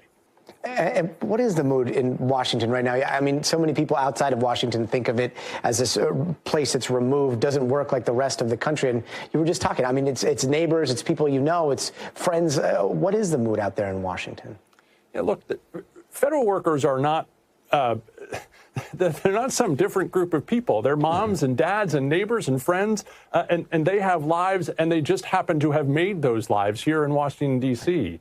The mood is dizzying. I think it is hard for people. As a probationary employee of the government, the morale among us is at a low I didn't think was possible. Guess what? You're fired. I'm sorry, buddy. To figure out what they will face tomorrow when the sun comes up and they look at their feed to figure out what comes next. I think many of the buyout takers are finding out they are exempt. A federal worker tried to take Trump's buyout offer. Here's what happened. It became pretty clear that I was very likely to lose his job, says Goggin. He wasn't immediately drawn to the resignation offer. My initial reaction, honestly, was kind of like fear. If a lot of people take this, what's going to happen to services, both of my place of work at the VA, but also other agencies that are doing important work? But a few days later, she got another surprise in her inbox, an email from the VA exempting scores of positions for the resignation offer, including social workers. Wow. Did Donald Trump lie to you? The problems with the buyout have been difficult to manage. When is the deadline? When can I, when will the judge lift it? When will the judge extend it to? And then this, I think, is just sort of the next shoe to drop with early career employees. But I don't think any federal employee is sleeping well tonight, knowing that this may be the first of many steps. Yeah, any federal employee. And I mean, one question that I have that is really important to the day and age that we live is the government being responsive about questions over how all this is going down? Are you able to get information, credible information on what's happening today? We were able to confirm this, right? The fact that probationary employees were being let go. It's after we start hearing from people inside agencies that it's happening, but they were at least willing to confirm that it was happening today. as far as larger questions about strategy, about what comes next, about why, about how many employees are being affected, those answers are really hard to come by. And while it's important for the functioning of the federal government, for this federal city and its long... Oh my God, chat. I think H3 Snark just proved something that Ethan was lying about Hassan having a secret housekeeper. I lost my job of 4 years on Monday and money is super tight. Okay, dude, that's not how we do things. We don't do things like that here. In fact, you're gone. That's your first message. Get the fuck out of here. We don't do that here. We don't come in here and panhandle and go like, oh, you're leftist. I get to panhandle you with my first message. Get the fuck out of here, you scammer. I'm going to go ahead and give you guys permission to never give money to people who just beg online for no reason, who you don't know and have no credit. Like the only time I ever will like, and I'm not against people asking me for help, by the way. I just want to be this very clear. I'm not against people asking me for help. You know who I help? People that I know are real people that have been members of the community for a long time. Those people I try to help. Somebody coming here and going, I'm trans, please give me money now. Don't be a sucker. Funny Ethan TikTok? Okay, hold on. We're about to go on the Ethan Klein is a dumb fuck. And when we were done, I saw this kid reach all over this country, the work that it does. It's really important for people here to try and plan their future. And look, I'm a DC guy. These people deserve more answers than they're getting, and it is, to your point, really hard to come by firm answers right now. And Ted Oberg, we appreciate you trying to get those answers for everybody out there. Ted, thank you so much for your incredible reporting. All right. H3 Snarkers in. H3 Snarkers in. Okay. Did Ethan Klein confuse Hassan's mom with a... did Ethan Klein call Hassan's mom an illegal... Like, what exactly did he say, chat? Did he call her illegal or undocumented? Hassan's global Latina belt thing is happening. So this is bad, by the way, chat. And I expect this kind of stuff to keep happening more and more and more. Vast destruction done to the federal state. And when we were done, I saw this kid. I wanted to say sorry for taking out your parents, but I don't speak terrorist, so I wanted to give the kid a lollipop, but then the kid pulled out a teddy bear. Go ahead and people try don't it, know man. is bears are really dangerous. They have sharp claws and teeth. Yeah, bears are dangerous, dude. Bears kill what, like 80,000 people a year? Yeah. And yet Hassan and his fans want you to pick the bear over the man in the woods? Give me a break, dude. What a joke. Yeah, way to protect women over there, Hassan. What a bunch of fuck... Okay, are we back? So anyway, what'd you do? Right. And you know, I was scared for my life, so I just opened fire. And when we were Holy shit, average H3 post. Okay, so I wanted to cover this because it's part of showing you why Ethan Klein is a lying scumbag. And some people think the best strategy, if you're one of those people who is mad at me for talking about Ethan Klein, I would like to tell you to go fuck yourself. I know that you want to have your cozy little stream back where Hassan just talks about exactly what you want him to talk about and ignores the people that are trying to deplatform him, but shut your fucking mouth, you fucking loser. How about that? Eat shit. Fuck you. How about that? Because these people are trying to get us banned, you dumb asshole. So when we take them on and fuck them up and cause their, you know, I don't want you to watch Ethan Klein. If you're a fan of mine, unsubscribe from Ethan Klein. I don't want you to watch him. I want to make it very uncomfortable for you to be an Ethan Klein fan here. I don't want you to be an Ethan Klein fan. He's trying to get us. He's trying to ban us. He's trying to get us put in prison. He's trying to work with Tom Cotton and Donald Trump and whoever the else he can. He's working with Keemstar. He's working with Destiny. He is trying to hurt us in real life. Shut your fucking mouth, okay? He got Frogan banned for 30 days. He got Dems banned for 30 days. He got a Jewish man banned for 30 days for being an anti-Semitic. Do you understand how stupid this is? It was all made up. Shut your fucking mouth. This isn't drama. He is trying to go after all of us on the left. If you want your cozy stream, go make one. I was a fan before the whole leftovers fallout, at which point I went to Hassan's and ended up here as well. For the longest time, I did everything to avoid hearing about him, but almost after 2 years, I love it. Every little part of it. Fuck him and his bullshit. Thank you. It's the classic cry bully. So much for the tolerant left. I'm not tolerant. I'm not tolerant. Fuck you. And if you're one of those people who is like, Mike is doing drama, Dems is doing drama. No, we're not. We're standing up for ourselves, you asshole. Both of us have gotten banned because of this fucking guy. And you know what's happening? As we fight back, it's helping our channels. More people are here for politics because I stood up to Ethan. More people are in a Denim stream because we stood up to Ethan. Hassan's stream is growing again because he stood up to Destiny and Ethan. When he didn't, he was hurting. You're just wrong. And we're still talking about politics. We're still talking about the shit we want to talk about. We're standing up to our enemies. Shut your fucking mouth, you bitch. You are the people that hurt our channels the most. You're not in charge of us. Shut your fucking mouth. And I'm going to tell you what I'm going to do. I'm going to do what Hassan and Dems and I decide we want to do. If we decide we're done talking about this motherfucker, we're going to be quiet about him, then we're going to be quiet about him. I'm going to follow the lead. We're going to work collectively. We're going to figure out what we do. We're going to do it. Okay. I'm not going to listen to you whiny Discord fucking losers crying about this shit. Fuck you. Okay. Fuck you who come into the chat and complain. Shut up. Shut your fucking mouth. We're going to take these scumbags on because if they get their way, we won't exist as streamers. We're content creators. I've talked about politics for thousands of hours. Why am I aggressive? Because nobody is aggressive on the left. Everybody is marshmallow and cotton candy. We need a couple people that have sharp elbows. We need a couple people that are going to stand up and be like, nah, fuck you. And guess what? Different strokes for different folks. If you feel like I'm being too aggressive, you can say, hey, Mike, I think you're coming across as too aggressive here because X, Y, and Z. That's fine. But anyway, it wasn't his mom. You've explained to me the situation. But anyway, it wasn't his mom. Because I was shocked, frankly, when I saw her. So I asked him questions. I was like, how do you, like, is she, I think she's undocumented, which is, I don't know for sure, but that was my impression. Because he said he got the recommendation from someone he knows.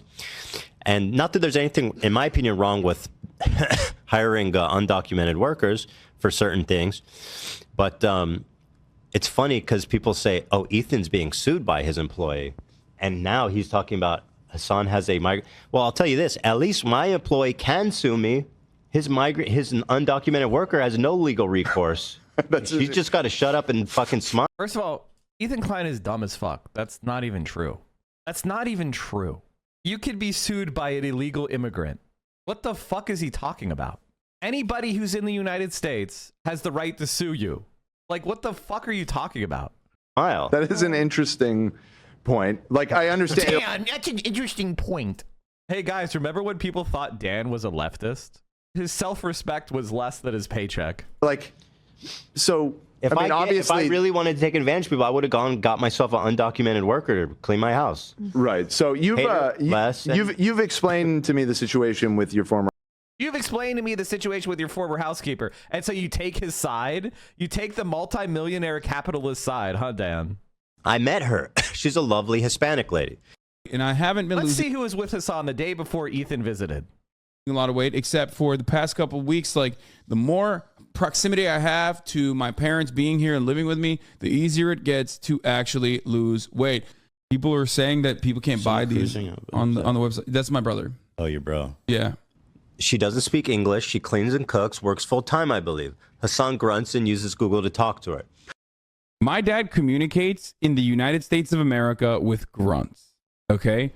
Outside of the house, first of all, he's only speaking Turkish. But outside of the house, he's just grunting. Like, he never speaks English. He can speak English, refuses to. Okay. She seems to not be on his utopian socialist pay plan, where everyone is entitled to the means of their production. I guess you can know someone's income based on their appearance. Yeah, she wasn't wearing that Teddy Fresh, so she must be an illegal. A ton of time for Hassan to stream, works in his home, very clearly part of his production. Judging for what I saw, she's probably making slightly above minimum wage. It just shows the obvious hypocrisy and total insincerity of Hassan's socialism. He also tells everyone that visits to never mention her for, quote, obvious reasons. Literally, I don't care about sharing anything confidential. It's probably his mom, and he doesn't want people to mention his mom. No proof at all. Because pretty clearly expressed our friendship was a farce. They were never going to... Oh my God. Scum art. He's very quick with it. The fastest in the fucking game. Oh, Ethan mistook this housekeeper who doesn't speak English is for his mom. He's so racist. He can't tell the difference between a migrant Hispanic lady and Hassan's mom. No, that's not water. It's a Pocari Sweat. It's like a Gatorade. Doesn't have to be. I mean, it would be better if it's cold. Yes. Anyway, there's a lot of movement happening. What is going on, Mom? Oh my God. I don't know what the fuck is going on. She left the garage, the gate, the doors that are like out to the public just open. Just left every door open and was calling me simply to inform me that every door is open. I'm like, Mom, you have the keys. Like, you literally left the gate key. You left all the gates open and you're just informing me that you left the gates open. There's 2 dogs in the house. Yeah. I guess but anyway, it wasn't. Now I met her. She's a lovely Hispanic lady. I guess they decided to just delete it, huh? They really think his mom is the one cooking all that chicken, as if she's not a sentient being with life of her own. They think she's in his house 24/7, day in day out, cooking his meals. If she has no global life. Same shit that Donald Trump did when he turned around and said, "What?" Correct me if I'm wrong, but the president hasn't spoken yet with... My mom's doing an online class and an online lecture, and apparently her students can hear me. Surprising, less than 2 she weeks can't into wear an administration. headphones. He hasn't called every foreign leader yet. He certainly would love to So spend I gotta more be time more talking to foreign quiet leaders. for the That's, time being. You know, his first love is... Ethan obviously implied Hassan told him he has a personal chef. Actually, no, I met her. She's his housekeeper that does everything for him.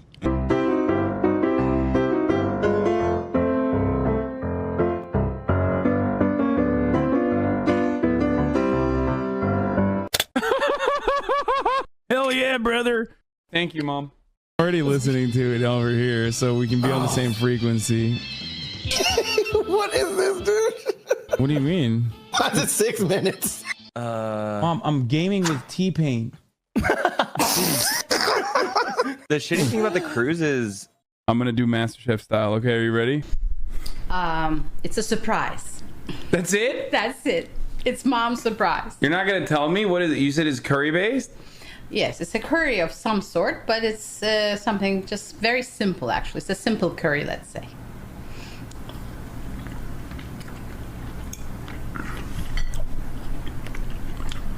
Have you peeked?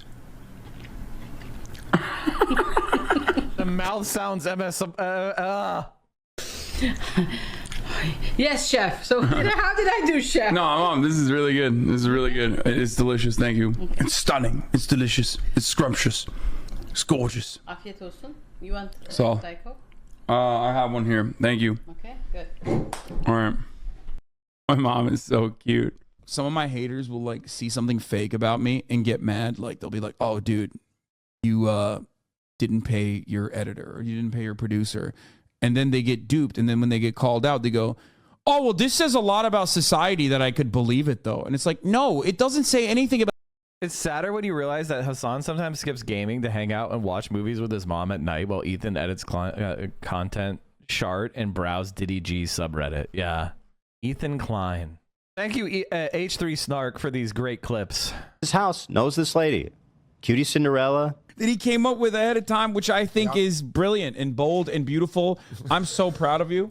Yeah, I don't. To what end? I do not know. What the fuck? What is all that? What the hell is this? Happy birthday to you, Austin. I walk into Hassan's house, Cutie. There is an elaborate Roman-style fruit spread on the counter. Oh my God. My mom made it. So You have an naturally, insatiable appetite. 20 minutes later, I've eaten like 50 to 100 grapes. Okay. At this point. So Hassan says, like a 12-year-old, he's like, "I'm going to tell my mom." Yeah. And you know what she says? "That's fine." Oh. And then she proceeds to give me more food from that they're going to be serving at Thanksgiving. His mom is the biggest ally on the face of the planet. Oh my God! Why? Because she unconditionally supports you. She unconditionally supports me. Will people come up to my DMs and they say, "Oh my God, I heard you're the twink guy." Oh, is your and food I here? don't respond. Sorry guys, I haven't eaten yet. I can unlock the door. So Carolyn Kwan or whatever her name is. I'm sorry if I don't know her name. I think it's similar, something like that. To today's segment of America Me Up. Do you watch this podcast? I don't. They all know her. They all see her. She's there. She works full time. People are saying that people can't buy these on the website. That's my brother. Oh, your bro. Yeah. My little bro's here. Can you keep him out of my eye line? Wait, what? I'm just kidding. No, he's like worried. He's too sexy. He's working on his car out there. All those people are on Hassan's tit. Let's be real. He is by far the biggest creator, and he pushes his weight around too, and they know who butters their bread. Here's the thing. Moist Critical said it best for me the first year. These guys winning is my worst case scenario. Ludwig winning is my worst case scenario, right? Hassan has nothing good in his life. I hate him. He might be bigger Swifties than you. No, I don't like him. Blob emojis are worse.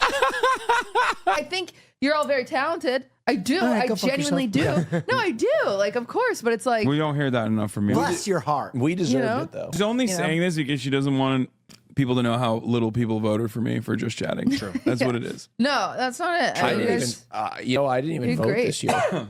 We know. You didn't? I don't think I pushed for name your price more than you did, and more than even Will did.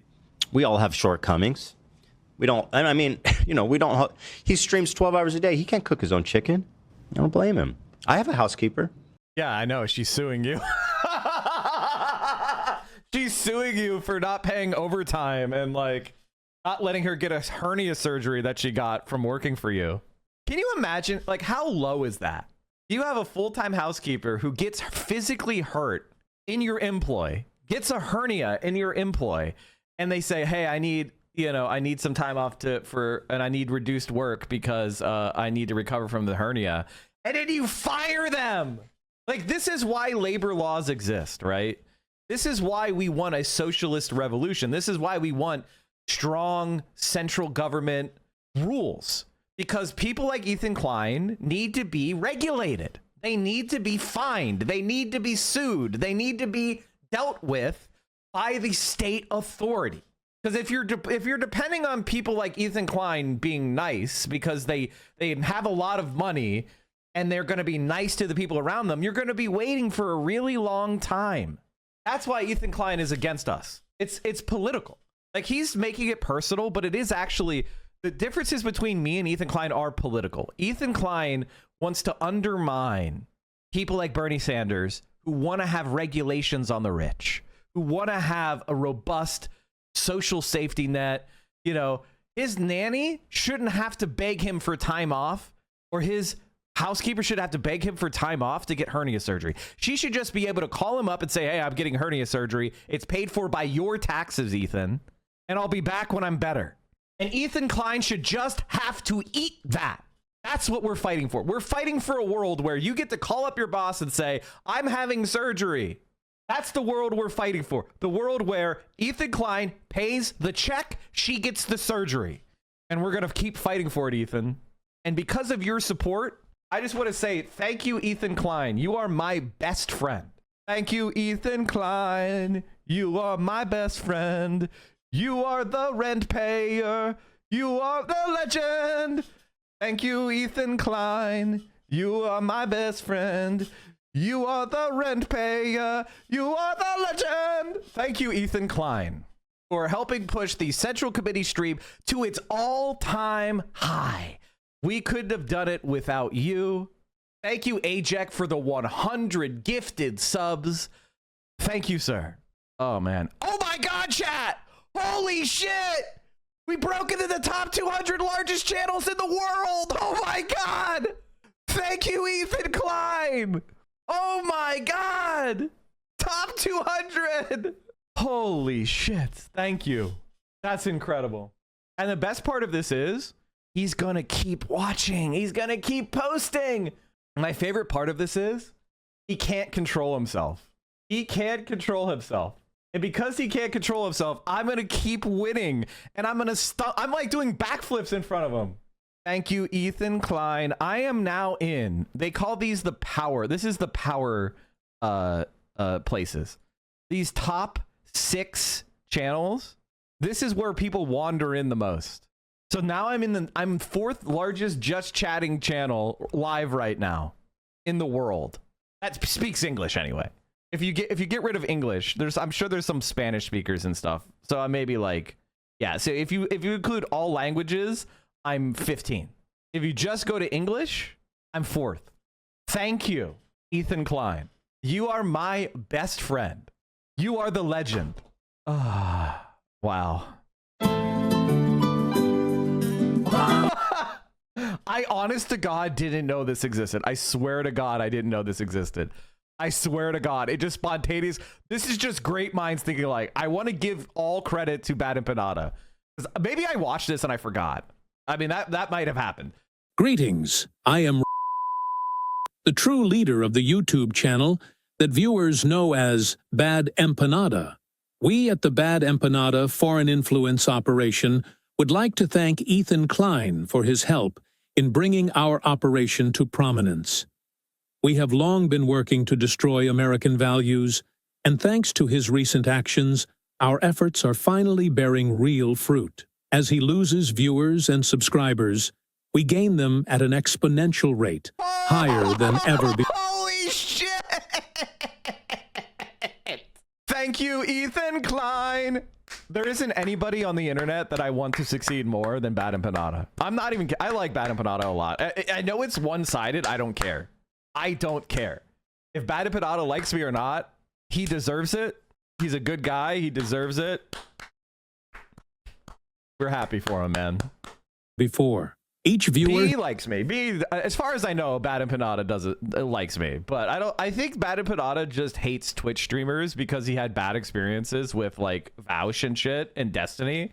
So he's very suspicious of us, and I totally get it. I respect that. I could probably bring him on stream. I could probably get him to come on stream. He loses is one less viewer of American propaganda. Each viewer we gain is one more exposed to propaganda. A sleeper agent ready to act on our signal on a moment's notice. The work that Ethan Klein has done recently to help bring down America. And Israel has been exemplary. And we thank him greatly. So much so that we even wrote a song for him. Those of us at sincerely hope you enjoy this tune while you wait to hear us utter the code word that will spur you into... Bad Empanada was banned on Twitch. And? What's your point? Oh, he was banned. Oh, he was banned on Twitch? You should apply for unban. Taking action for our purpose. That's why I didn't ask him. Oh, shit. You're right. Damn. Purposes against your will.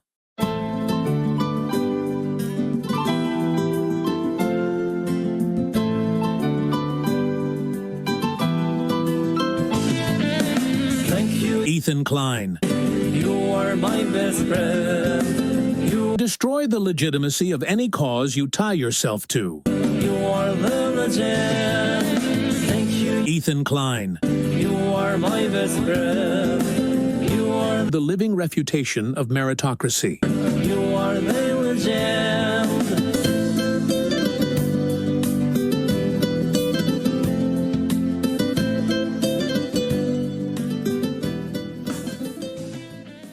But he looks significantly worse than he did in that picture. Like, he's aging at the speed of white. Like, I've never seen anybody age as badly as he has in the last 6 months. Like, he has not been able to sleep. We miss plump Ethan. We really do. I think he's just hangry. Like, I get hangry sometimes. I used to think that I didn't get hangry, but I've been hanging around people that do legitimately get hangry, and it's helped me notice it more in myself. You know, when you see somebody do something that you do, and then you get a different perspective on it, and you're like, you know what? Maybe I shouldn't do it. Maybe I shouldn't be doing that. Being around people that do get hangry, it's helped me kind of recognize it in myself.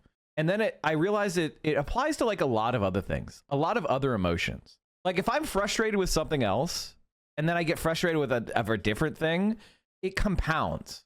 You know what I mean? And you'll displace the like both frustrations will get put on one thing. You know, you displace. And like figuring that out about myself and like trying to stop myself from doing that is like one of the next stages of my own personal, emotional, and psychological evolution is to like, don't displace.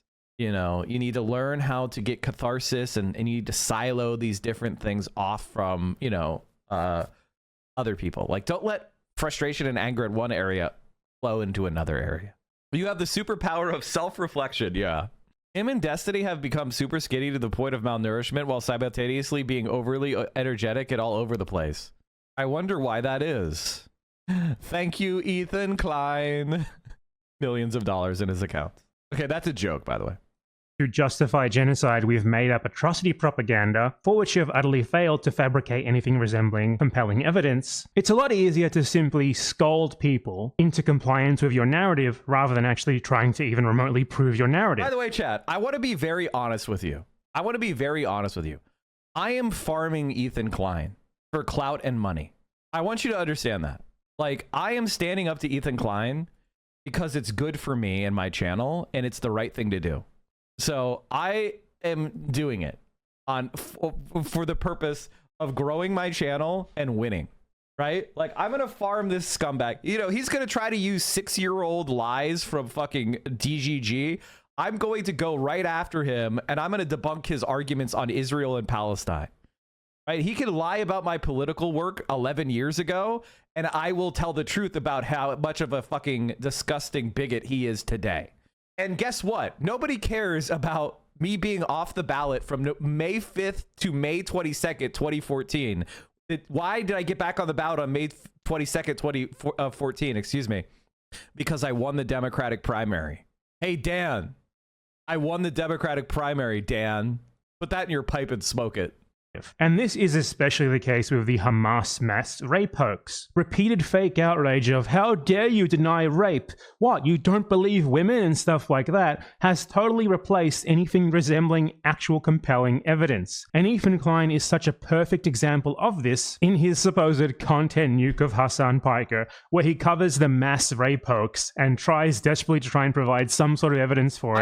I think that one of the things that Bad Empanada doesn't understand is that, I don't know how else to put this, we actually are good. It's very easy to be skeptical of like Twitch streamers, and most of them are scum.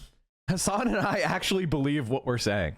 We actually are on the left. We actually do believe what we're saying. We like, this isn't, there is a 0% chance we're going to change. That's why I've been right for so long. Like, you can go back and see what I've said over the years, and it's completely consistent. And like, it is what it is. The only time I get things wrong, which is rare, is if I am making a compromise to support a politician. That's the only time I've ever gotten things wrong. I don't think Ethan means what happened, what he says. He's just a troll. Ethan Klein is a DGGer. It's really just that simple. And what do I mean by that is the card says moops. You guys know that clip from Seinfeld where it's the Bubble Boy episode, and George is playing Trivial Pursuit with Bubble Boy, and there's a question. He has a question for Bubble Boy where he says, well, you know, who invaded Spain? You know, 8th century or 7th century Spain. And the Bubble Boy says, oh, that's easy, the Moors. And he says, ooh, the card says moops. Now, Bubble Boy says, well, that's a misprint. I got it right. It is the Moors invaded Spain. Like, what are you talking about? He's like, no, sorry, the card says moops. Now, does George think that the name of the group that invaded Spain is the moops? No, he's just saying, you can't prove I don't think it's moops. And the card says moops, therefore you don't get the piece. And I win the game. That's Ethan Klein. That's DGG. They don't believe what they're saying. They're just trying to win the game. They're trying to win the debate game. They're trying to win the optics game in the moment. They don't have consistency from point to a point. They're just lying. And they're saying, you can't prove I don't believe dumbass bullshit thing. And that is the bad faith that they're operating on. So what's the point? Because they'll say contradictory shit the very next day. But if it makes it look like they're winning an argument in the moment, they'll use it. And that's Ethan Klein. He doesn't believe in anything he's saying. He doesn't. And that's why he's losing, because everybody gets that. They just don't know how to explain it in the way that I just did. And I got that analogy from a really intelligent content creator, Innuendo Studios. He has a video called The Card Says Moops. If you want to learn more about this kind of alt-right tactic that Destiny and Ethan Klein use, it's just basically, they say contradictory shit different days. One day they believe X, and one day they believe Y. And X and Y are contradict each other. But the context of the conversation they're having, they believe whatever they need to believe in the moment. All right. And that's why he's constantly going like, oh, Mike for PA and Hassan, this is toxic masculinity. And oh, he was a Republican. Hey, guys, did you know Mike was a Republican in 2012? And it's like, that means he's a bad person. And it's like, no, it just shows you that I was raised in a conservative military family and I changed my own positions through my own life experiences. I am not ashamed of my life. Unlike you, Ethan. What the fuck is Trivial Pursuit? Oh no. You guys don't know what Trivial Pursuit is. And utterly and completely fails. He actually straight up has to lie about the evidence that he is showing, make zero effort to even critically assess it, and even completely mischaracterizes the, wrongly I might add, conciliatory stance of Hassan Piker who he's supposedly critiquing. So let's go over that. So let's watch this, and it's going to be a perfect example of precisely what I said, which is the replacement of evidence. By the way, chat, like, and this is where Bad Empanada is so valuable.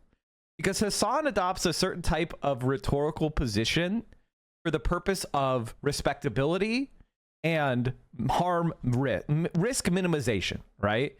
So, like, when we concede, for example, that, you know, Hamas as a irregular military force is not going to maintain discipline, and almost certainly there are going to be instances of sexual harm and assault, we are conceding a lot when we say that, because we're kind of lowering the burden of proof. But that is because, you know, statistically, that is almost certainly going to happen. And we can't for sure, like, it's millions of people interacting. There's going to be bad people that do bad shit, right? And to deny that puts us, then we can get called out later. So we concede this point, which is a logically consistent and almost certainly true point. But for the purpose of, like, proving an individual actually suffered harm, it doesn't concede that. But he's not going to deny the violent rapes that took place. That is way... The violent rapes that took place, right? Ethan doesn't need any evidence for that. He just states it, no proof needed. I said so. You know, Israeli media says so. Other Zionist propagandists say so. That's sufficient, right? We beyond the pale. There is one instance in captivity that we have actually gotten verifiable evidence on. Beyond that, the systematized mass rapes that Hamas dealt on October 7, not a single bit of that has been verified. So the systematized mass rapes that Hamas supposedly did on October... Why is he playing clown music instead of, like, saying, actually, we have proven it, and here's the evidence? Destiny, Vaush, who's K? Oh, Keffels and Ethan were all DGG aligned serial liars whose main goal became destroying or surpassing Hassan, destroy the online anti-imperialist and socialist left. Exactly correct, Wop Goblin. That's why do you think I hated Destiny and Vaush so early? Because I understood their politics and I opposed their politics. That's why, like, so many other people were willing to work with Vaush, because they don't care about politics and they're just grifters. And I have used, like, basically the way people acted toward Vaush is my personal way of judging if you're an idiot and if you're bad. Like, and it is bats 1,000. Anybody who likes Vaush is suspect. Did they actually verify a single case? Yes. I think there was one person who claimed not that she was raped, but that she was, like, forced to perform a sexual act. She didn't really get into it, but I think I'm willing to believe that happened. I don't think that doesn't make the Palestinian genocide justified because one guy committed one crime. That's insane. Vaush is a DGG orbiter? Yes, of course. 7. Not a single bit of that has been verified. That was Hassan Piker's claim there. Remember that because Ethan is going to cite a supposed UN report in favor of him later, which outright says what Hassan says there within it. And people still run with it over and over and over again. Many young people who were simply attending a music festival. Women were horrible. You notice Ethan's strategy here is, like, play funny music in clips where Hassan what he's saying is just objectively correct, and his reactions are objectively justified, because this is bullshit. This is just lies, as we're going to be showing when we debunk Ethan Klein's incredible evidence for this. As I said, it's narrative, fake outrage, scolding you into compliance as a replacement for actual proof and evidence, all in the name of justifying the Gaza genocide, where, to be clear, Israelis have mass-raped Palestinians, something which Ethan Klein himself denies. I fell for Vosh at first, and he kind of poisoned me toward you at first, but I quickly figured out what kind of person he was, so I decided to check out your content. Now here I am. So how did he poison you against me? I'm very curious, actually. Dr. Felcher, how did he poison you? Go ahead and explain the poisoning, because it's very reflective of these type of guys. What did they do to poison me? Against what was the really bang on argument they were using? I don't reject the fact that rapes may have happened on October 7th. I reject the supposition that all Palestinians are rapists and they should be genocided. Absolutely correct. That's what we're fighting back against. But we also believe in truth. And when Israel is out there saying they did a whole TIF, spite, sewer socialism, wait, but those aren't arguments though. Sewer socialism is real and important. TIFs are how neoliberals give tax breaks to rich connected developers. I'm not spiteful. I just hate people that are stupid. That's not spite. I was a Vouch viewer. He rarely ever played clips of you, just called you a moron. Yeah, no shit. That's the same thing with Destiny. Vouch and Destiny never play clips of my arguments. Duh. Neither does Ethan. What Ethan Klein will do is try to find me making some sort of like mean comment about him and killing his dog or whatever and go, look how mean Mike is being. I lost a pet. Think about when you lost a pet. I lost a pet too. I didn't kill my pet by feeding him cheese until he died of sodium overdose. My dog died because he got cancer, and I gave him the best cancer treatment I could. I gave him every possibility of fighting the cancer until it was no longer plausible for him to continue. And that pain is horrible, and I have a lot of empathy for the pain your family went through, but you're still to blame for killing your dog. They tried to make TIF an inside joke pwn, because if you look into it, you would realize that I was completely right on the facts, which is really funny, because it's like TIF it is a specific type of policy. Here's what all you have to do is go TIF. Tax increment financing, or TIF, is simple in concept. TIF calls for local taxing bodies to make a joint investment in the development or redevelopment of an area with the intent that any short-term gains be reinvested in leverage so that all taxing bodies will receive larger financial gains in the future. This is, by the way, the neoliberal argument, and it's bad. It's a way that developers don't have to pay taxes. I remember Vouch people making fun of sewer socialism. That's the same exact thing. They always say TIFF because they're confused. They don't know how to, they again, it's not hard to find, right? Like, how do Vouchites get confused, right? You just put TIF in and it comes back immediately as the top thing. Look, Hemphill aims for TIF for West End apartment project.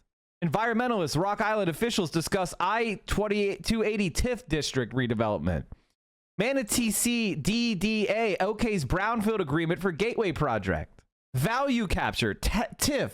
Understanding tax increment finance. Like, if you ever get involved in local development or local politics, it's one of the most important issues is, should we grant TIFs to rich people so they don't have to pay taxes? This is, so when I was asking Vouch, hey, do you even know what a TIF is? It's because I was trying to gauge his level of knowledge about local government. He doesn't know anything. And it was like, it was one of those things where they tried to make a meme of them being dumb fucks. They all use the same tactics of acting like you, Hassan, etc., are so self-evidently wrong, or rely on clip chimping and over-the-top manipulation techniques, and rely on their audience to be too uncurious, naive, and parasocially attached to them, to doubt them, to look into them themselves. There's something terrifyingly Lovecraftian around Sex Pestity and his followers. The Orbiters feels esoteric and secretive, almost like an underground order of followers are descending into madness and gathering in the night to worship the pestilent sleeping D. Yeah, it's exactly right. And it's just like one of those things where I legitimately, it did cook my brain for a while. It did cook my brain for a while. And it's one of the like main things people will point to or say, and I'll be like, incredible. Destiny not knowing about billionaires taking loans against their assets was an all-time clip. He's very stupid. I watched a Hassan hater on YouTube recently. The Hassan they hate is a different character completely. That's the character that Destiny and Vouch created because they can't compete. They're stupid. We'll be going over that later as well. Raped. As I said then, I say today, Israel has a right to defend itself. What rapes did Hezbollah do? Bro, what rapes did Hamas do? What are you talking about? The Stop Anti-Semitism? Just playing clips where he's objectively correct and with funny music and sound effects. Like, this guy's 40 years old, by the way. Account that considered me to be anti-Semite of the week has also been hallucinating rapes once again, doing rape fantasies once again, because they're fucking mentally ill. Hamas has committed horrific acts of sexual violence. This is genuinely funny. Women and girls, men and boys. It's like Kamala Harris said so, Joe Biden said so, the perpetrators of the genocide said so. How could you question that? This is Ethan Klein's narrative. It is absolutely insane. After enduring sexual violence. That's two genocide perpetrators. That's two people responsible for killing minimum hundreds of thousands of people in Gaza. Tens of thousands of children. They massacred them. Tens of thousands of babies too. They massacred them.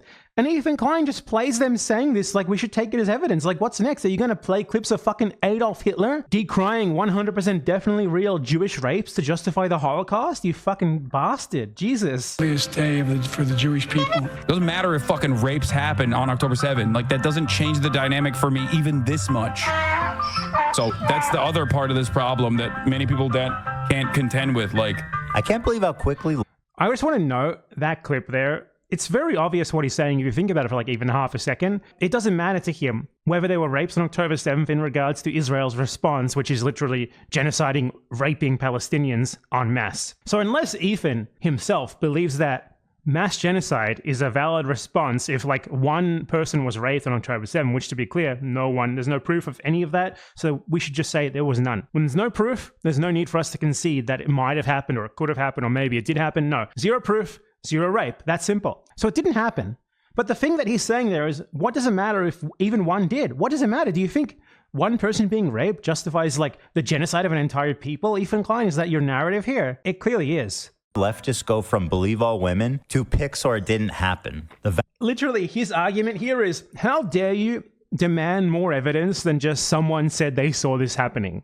Which is the only evidence, by the way. Like, Israelis who are highly incentivized to lie, both because they get paid for doing so, which we're going to go into in a second, and because they themselves are by and large genocidal Zionists who are desperate to justify genocide. They say they totally saw this happening, so we have to uncritically believe them, because believe all women, even though, believe all women is like for victims, not people who swear up and down they saw victims who they can't actually even name, for none of which any corroborating evidence actually exists. The entire Gaza envelope area is covered in cameras, yet there's no evidence of that. And yes, obviously, video and photographic evidence should exist if this actually happened, especially on the scale that you claim it did. No forensic evidence, no nothing. Just random people, most of whom are either directly linked to the Israeli government, who have been proven to be lying already, who have been proven to be lying before even. Most of these testimonies, by the way, come from Zaka, the same organization that created the 40 beheaded babies hoax. So they come out and they swear up and down they saw some ridiculous scenario, and we're just supposed to believe that uncritically because they said so, and it's convenient for them to say so because it justifies a genocide. No, I don't believe that. Anyone who does believe that is a fucking rube who would believe Joseph Goebbels printing the same sort of shit to justify the Holocaust. Vast majority of people, if not all, who were raped were murdered on the spot. Who? Which one of them? Name one. He can't. They don't even have a name. They literally do not have a single name of a supposed victim. It's like unnamed person who I definitely saw being raped and murdered. Conveniently, there's no autopsy or anything. Conveniently, no one knows who they were. They have no name. How dare you don't believe these women who don't exist, who you can't even name? Obviously. Like, see this weaponization? Goldstein Almog was Look at kidnapped this. from her... This is an amazing one. This is incredible. You're going to see here just how dishonest and how much of a liar he needs to be to sustain this narrative. Home on October 7th by Hamas terrorists and was held captive for 51 days. Though only 17 years old, she witnessed the murder of her father and sister on that day and is now speaking out about what she witnessed in Gaza as well in a new documentary by Sheryl Sandberg, Screams Before Silence. So let's talk about that documentary, Screams Before Silence. Screams Before Silence is a documentary based almost entirely on testimonies by those same Zaka people who I talked about earlier. It is essentially Nazi genocide propaganda except for Israelis. Make shit up, make it a sad little documentary to justify it while the genocide is going on to try and justify the genocide. As you can see here in the description, the film is entirely based around the testimony of this one person who we'll be debunking very soon, don't worry, and also based around testimonies by members of Zaka and other witnesses about rape and sexual assaults on October 7th. So again, it's based on these unverifiable, made-up witness testimonies by literally fucking Zucker, like the same guys who made up the 40 beheaded babies hoax. Now let's see what Ethan Klein shows here as this person apparently being a victim of rape. In new footage, Agam reveals that sexual assault and rape was a regular component of the life as a hostage in Gaza. Doesn't matter if fucking rapes happen on October 7th. He keeps playing that Hassan clip. He either completely misunderstands what he said or he thinks it's like saying, I don't care if rapes happened at all, when for one they didn't, and he's wrong for even insinuating that it's a possibility. For two, what he's saying there was that it doesn't matter if rapes happen, genocide isn't justified in response. Maybe you would like to call her a liar. Please go right. Here's the thing. Let me just say this. This is the one part I disagree with Bad Empanada about, which is like, I think the better. I'm not omniscient. Like I'm not omnipresent. You know what I mean? Like I don't know everything that happened, right? And just based on my knowledge of how this type of stuff happens in a actual combat zone, laws fall away, morality falls away. Right? Like things like rapes happen. They happened in every military who's ever fought, no matter how disciplined, has had soldiers go out and commit rapes. It is what it is. And I think it's irresponsible to say it didn't happen, because later, if some really incontrovertible evidence comes out, then you look like you're wrong, right? Like you will look discreditable because you denied the possibility. And so to me, I don't need to deny the possibility, because even if rapes took place on October 7th, that wouldn't make bombing 100,000 children okay, right? The Allies raped people, their militaries raped people. Does that mean that the Holocaust was justified? No, of course not, right? The United States raped, they estimate that the United States U.S. service members raped between 10 and 15,000 women in France, Italy, and Germany. Does that mean the United States of America was the bad guys in World War II? No, it just shows that when you have widespread military force happening, war happening, those type of things are going to happen. And what should happen is the government should punish those, investigate and punish the rapists. And it should work to build more controls to prevent sexual assaults and rapes from happening. It doesn't mean suddenly that the Germans were the good guys. They did far worse and did far more. And it's the same thing with the Soviet Union, the Red Army. Now, it is a Nazi talking point to make up hundreds of thousands of rapes, but we know for a fact that rapes definitely did take place. And I'm very comfortable saying that the Soviet soldiers committed sexual assaults and rapes on German population that was just as bad as what the Americans did, if not worse. There's one major exception to this rules. The Tamil Tigers in Sri Lanka are notable that even in such harsh conditions, rape was cracked down upon. Contrast that with Sri Lankan army, which still rapes Tamils. I'm not saying that rape was okay in the American government, by the way. I was just saying that this is what you expect in history. So I think it's reasonable to say that in this conflict that sexual assaults happen by Palestinians toward Israelis. I don't think you're giving up anything, because when you understand the context of war, you understand that these kind of crimes happen. This is part of the reason why war is bad, because it's a breakdown of social order. And when social order breaks down, predators, the 1 to 5% of people that are sociopathic predators, will do shit. And like, I think what Bad Empanada is saying opens us up to looking like we were wrong in the future. So I don't want to do that. That's why I have a different position than Bad Empanada. It's not that what Bad Empanada is saying is factually incorrect in what we know now. I just think it's highly probable that we're going to learn more stuff in the future that makes his position untenable. That's why I don't take it, even though I understand why he's taking this rhetorical position now. I just think he's going a little bit too far. This is our disagreement. Like, I could have a disagreement with him and respect him. Right ahead. Doesn't matter if fucking rapes happen on October 7th. She is a liar. Absolutely. I'll demonstrate you exactly how she's a liar. There are dozens of testimonies from witnesses, most of who were in hiding and heard or saw There are dozens of testimonies. That's all. Just testimonies. We're supposed to uncritically believe Israelis, most of whom are literally directly linked to the government, who are fanatical genocidal Zionists. We're just supposed to take them at their word. There's no corroborating evidence for a single little thing that they say, but we just have to take them at their word. They're witnesses. Trust them. They definitely saw Hamas raping men and then cutting off their penis and making them eat it while they were still alive, which, by the way, is a real testimony that they actually put forward. We're just supposed to believe them. They said so. That's it. Dude, trust them. Israeli genocidal Zionists would never lie. Happen. And each week there's more stories coming out. There's a UN report that concludes Each week there's more stories coming out. So let's talk about first, before we go on to the UN report, this supposed witness right here. So when she was initially released, she said that Hamas treat women as if they're sacred. They don't even want to touch them. So the people who were guarding her would literally put a towel over their hand in situations where they had to touch a woman and stuff like that.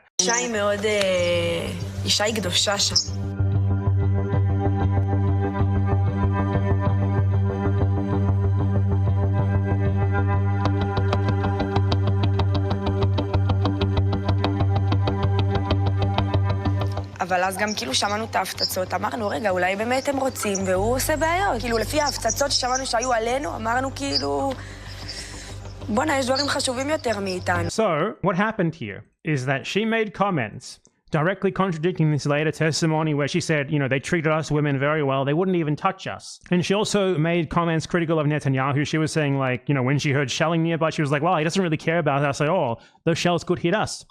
And then under this pressure that she received after this, like a ton of comments of hatred from Israelis, whoa, wouldn't you know, she completely changed her story to this completely uncorroborated story of witnessing, like, not herself being raped. She's not a rape victim, though Ethan Klein is going to claim that she is multiple times here, but claiming that she saw others being raped and sexually assaulted, other hostages. Something for which there's no corroborating evidence at all. No other hostage has come forward and said, yep, that was me. It's really obvious what happened here. She said, based on her own real experiences, when she wasn't being influenced by anyone, when she came out and she gave this first interview, they barely even touched us. They refused to even touch us, stuff like that. For them, women are sacred, blah, blah, blah. Fuck Netanyahu. And then months after that, after she received a barrage of hatred for doing so, this 18-year-old, she's 18 by the way, and after undoubtedly being offered a ton of money by Zionist businesswoman Sheryl Sandberg, she completely changed her narrative to this one, a completely unverified, uncorroborated, zero evidence testimony that directly contradicts what she said earlier. Which, to be clear, no, I don't believe. No, I will never believe. Obviously, I'm not going to uncritically believe some 18-year-old who was pressured into lying by fucking Zionists threatening to kill her on the internet because she said that Hamas aren't like murderous raping apes, like what Ethan Klein believes about all Arabs. So there, easily debunked, no problem. She's lying. She's incentivized to lie, and she was pressured into lying by Zionists like you. No evidence whatsoever. And even regardless of that, Ethan Klein's talking about October 7th. My take on this is that the credibility is not there. I think that when you're going to go ahead and use that as like the absolute truth that Palestinians deserve to be killed based on something that doesn't have strong credibility, that's crazy. And, you know, victims of sexual assaults and crimes are oftentimes ashamed. And so it's hard for me to say that she's definitively lying in the way that Bad Empanada is, because I just don't. I feel like in my experience with sexual assaults and rapes and understanding the law surrounding them and the way victims act, I would not want to make such a strong statement because I just don't think it's correct to do so. It's not the right way to approach this kind of thing. That being said, the credibility of that is severely questionable based on the context and the social pressure that she's under. So I don't think that if that is the evidence you have, it's not good. It's not good. Yeah. This was afterwards. So even if this was true, which to be clear, it is not. There's no reason to believe it whatsoever. This was after October 7th. This is not evidence of any rape or sexual assault happening on October 7th. In fact, let's say there was one rape or sexual assault on a hostage in Gaza out of the hundreds of hostages who were there. Guess what? Israeli men sexually assault Israeli women at home, domestically, and much higher rates than that. So let's talk now about this UN report that he cites here. So this UN report did not have an investigative mandate. And note in the original clip that Ethan Klein showed of Hassan Parker supposedly denying this, he said that there was no evidence of systematic mass rape by Hamas on October 7th. So the person who was in charge of this report, Pramila Patten, she was asked directly, would you say that you found a pattern of sexual violence that was a strategy of Hamas, both in the October 7th attacks and in regards to the hostages? Pattern answers definitively in the negative. Oh, very simple. In other words, the UN person says Hamas did not do mass rapes. And it wasn't a pattern, and it wasn't a strategy. So there you have it. Hassan was saying in the longest clip that Ethan Klein played there at the beginning is correct according to the report that he himself cites. Now let's talk about this report. So this report was not actually an investigative report. One of the people in the video, Profound Egg, says that she was forced to perform a sexual act. One of the people in the video does say, in the Cheryl Sandberg's video, does say that she was when she was a hostage, she was forced to perform a sex act. That's what she says. So there is one person who is making that definitive argument. It wasn't in Ethan Klein's original video, but it is in that video. Because Israel does not allow actual real UN investigations, as in like real independent detective work with free access to everyone involved, their own ability to scrutinize the evidence, the actual capacity to make real conclusions based on more than just what you've been shown by the Israeli government selectively. Israel has not allowed that to happen. This is from January 8th, 2025, reported in the Israeli newspaper Haaretz. Israel blocks UN probe into Hamas sexual crimes on October 7th to avoid inquiry into abuse of Palestinians. So quite clearly, Israel does not have much faith in the actual evidence for this supposed mass rape narrative, or even one rape narrative, for that matter. Hence, here they are, actively impeding any sort of investigation into whether it happened or not. Especially because they themselves have actually committed mass rape, and they definitely do not want them way better evidence for that to be uncovered. So you might ask, how exactly was this report put together? Well, Camilla Patton herself told us she was chaperoned around by the Israeli government and shown what they wanted to show her in an extremely carefully planned visit to try and ensure that she comes to conclusions that they wanted her to. It conducted confidential interviews with 34 individuals and visited 4 attack sites, as well as a morgue, and reviewed 5,000 photographs and 50 hours of footage of the attacks. And within those 5,000 photos and 50 hours of footage, which they chose to show her, apparently just to like waste her time, because in the end she concludes that in her assessment of the available photos and videos, no tangible indications of rape could be identified. And then she noted after that the Israeli government told her that, oh no, these videos definitely exist, but they were just removed and we couldn't recover them. And then she went on to say that it is in the view of the mission team that had clear digital evidence of sexual violence or orders to commit sexual violence had been circulated in the mainstream, it would have likely been discovered given the volume of the information posted online and further recirculated, making the removal of all trace of such material quite unlikely. So Israel has, 50 hours of footage of October 7th, 5,000 photographs that they gave to this non-investigative mission, that none of which had any evidence of rape or sexual assault, but which they nonetheless gave them, I guess, as like a big gish gallop. Apparently didn't work, though. Yeah, they looked at all of the video that Israel gave of the October 7th attacks, and there wasn't any rape or sexual assault in it. Oops. They thought the UN people would be lazy. They thought the UN people would just take their word for it. But when they actually went through the evidence, there wasn't any proof. That's crazy. Did you see what the White House posted for Valentine's Day? No. It did work overall because the conclusion of this was that there are reasonable grounds to believe conflict-related sexual violence occurred. Reasonable grounds to believe. This means basically nothing. This was a non-investigative trip headed by ran by one single person, with the whole experience totally 100% curated by the Israeli government. And this reasonable grounds to believe is based on nothing but unverified anonymous testimonies that the Israeli government put forward when she visited, none of which had ever been heard by the public before this happened, which was literally 6 months after the Gaza genocide began, when Israel was in the middle of a massive propaganda blitz, desperately trying to justify that genocide with this mass rape hoax. The first thing that they went with was the 40 beheaded babies hoax, and when that didn't stick, they moved on to the mass rape hoax a month or so later. And suddenly, now that you could get famous and make a lot of money in Israeli society by coming forward with a fake story of how you 100% definitely saw mass rapes on October 7th, a bunch of people were happy to come forward with this, and the Israeli state was very happy to use the bullshit they made up to justify their genocide. All of this is generic, colonial, racist, atrocity propaganda to justify genocide. This has a long history. From the American colonial frontier, where bullshit stories of Indians mass raping beautiful, pure white women were used to justify their massacre, to the US South where lynchings of black people based on nothing more than made up bullshit about them supposedly touching white women inappropriately and shit like that was used to kill them, and to Nazi Germany itself, where stories of supposed subhumans soiling the race by raping Aryan women was used to justify their genocide. It's merely a continuation of the same exact trope, no evidence, made up bullshit, genocidal Zionists saying, I definitely saw this, stories that have changed a million times, none of which corroborate each other, absolutely zero evidence beyond just the word of obviously unreliable people who have incentives to lie. It is utter and complete bullshit, obviously. And that is why people like Ethan Klein here rely on little more than scolding. Like, how dare you say this? You don't believe women? You don't believe this supposed witness who changed her story after being mass harassed by genocidal Israeli Zionists, which obviously would have been corroborated by...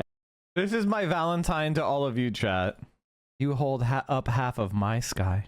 This is my Valentine to you, chat.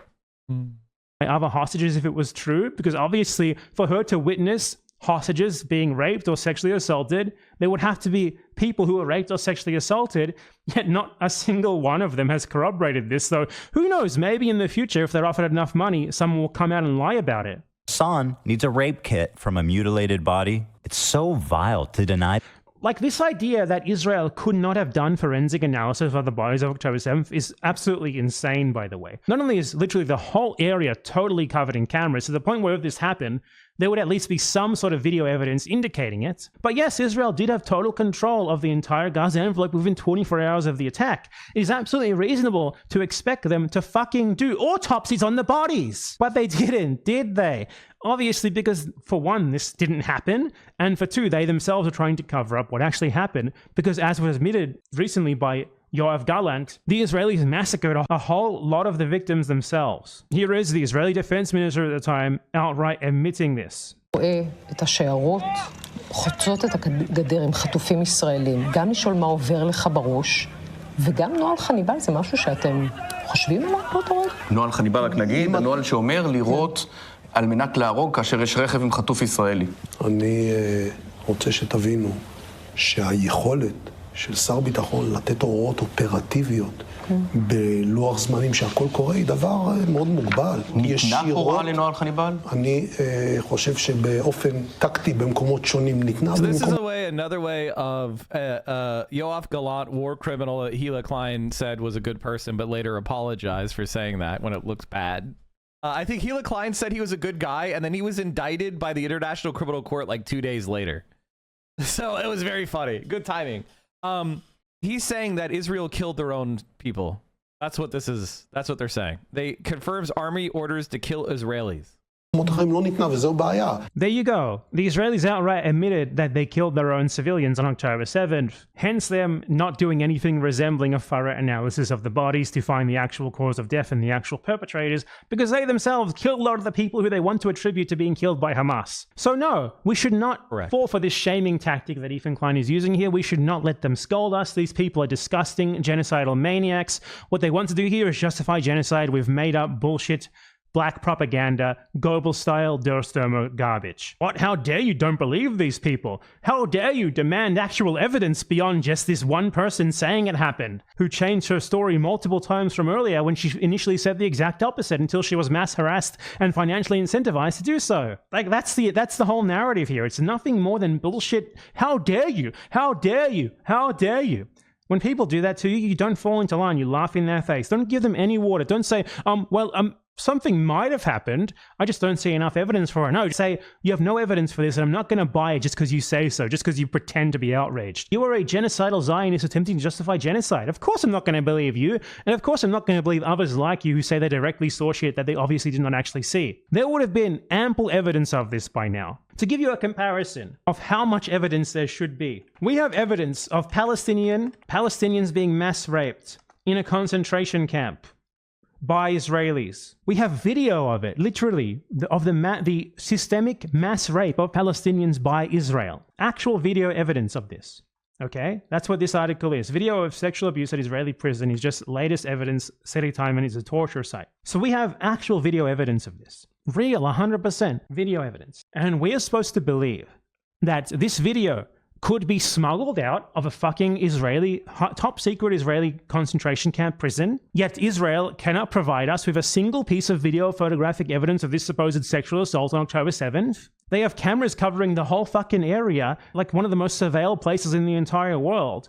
And they do not have any video evidence of that, but we have video evidence of their mass rape of Palestinians? Okay, I'm going to be very diplomatic here. I'm going to be as diplomatic as possible in saying this. No, that's simply not true. They have no evidence because it didn't happen. We have evidence because it did happen. Despite all the difficulties in recovering it, despite how easy it would be for them to show evidence if they had it, they don't have it. So we should assume they don't have it. It's been more than a year now. 15 months, 16 months. And you don't have shit. It's because it didn't happen. It's that simple. They will surely try to invent evidence. They will find more and more people who are willing to lie years later. Oh, I definitely saw this. It's all going to be just as fake as it always was. They have no evidence. Claims made with no evidence can be discarded out of hand, especially in this case. They replace evidence, proof, with shaming because they are genocide propagandists. Ethan Klein is a genocide propagandist. His wife, Hila Klein, is a terrorist. Oh, fucking course they're going to spread this garbage. They want Palestinians dead. They want them dead. They love it when babies die. It's that simple. I mean, like, to back up what he's saying here, did you see the way Ethan Klein acted when the Donald Trump was said he wanted to ethnically cleanse Gaza? He was smiling. He was smiling. He was like, I didn't know. Look what's happening to the Gazans. Ooh, this is all Hassan's fault. He was giddy. He wants that to happen. And he wants it to happen and be able to blame those of us who fought against it. And that's his dream. The ultimate fascist, bad faith liar dream. The suffering and trauma of the victims just because you need your heroes. Which victims? At Hamas to be perfect. This conflict will never end until people realize that This conflict will never end until American settlers like you go home and stop talking about the country that you stole from the Palestinians. Liberation and Israeli security are not mutually... Israeli security. Israel is a country that is completely built on the massacre, rape, imprisonment, genocide of Palestinians, and he's like, Israeli security is not mutually exclusive of Palestinian liberation. Palestinian liberation means the state of Israel is gone, means they get their land back, means your ethnic privileges are gone. There was not a state of Israel with that. There is no, this identity Israeli does not exist with that. So yes, obviously these are mutually exclusive. You want to keep Palestinians oppressed for your own benefit.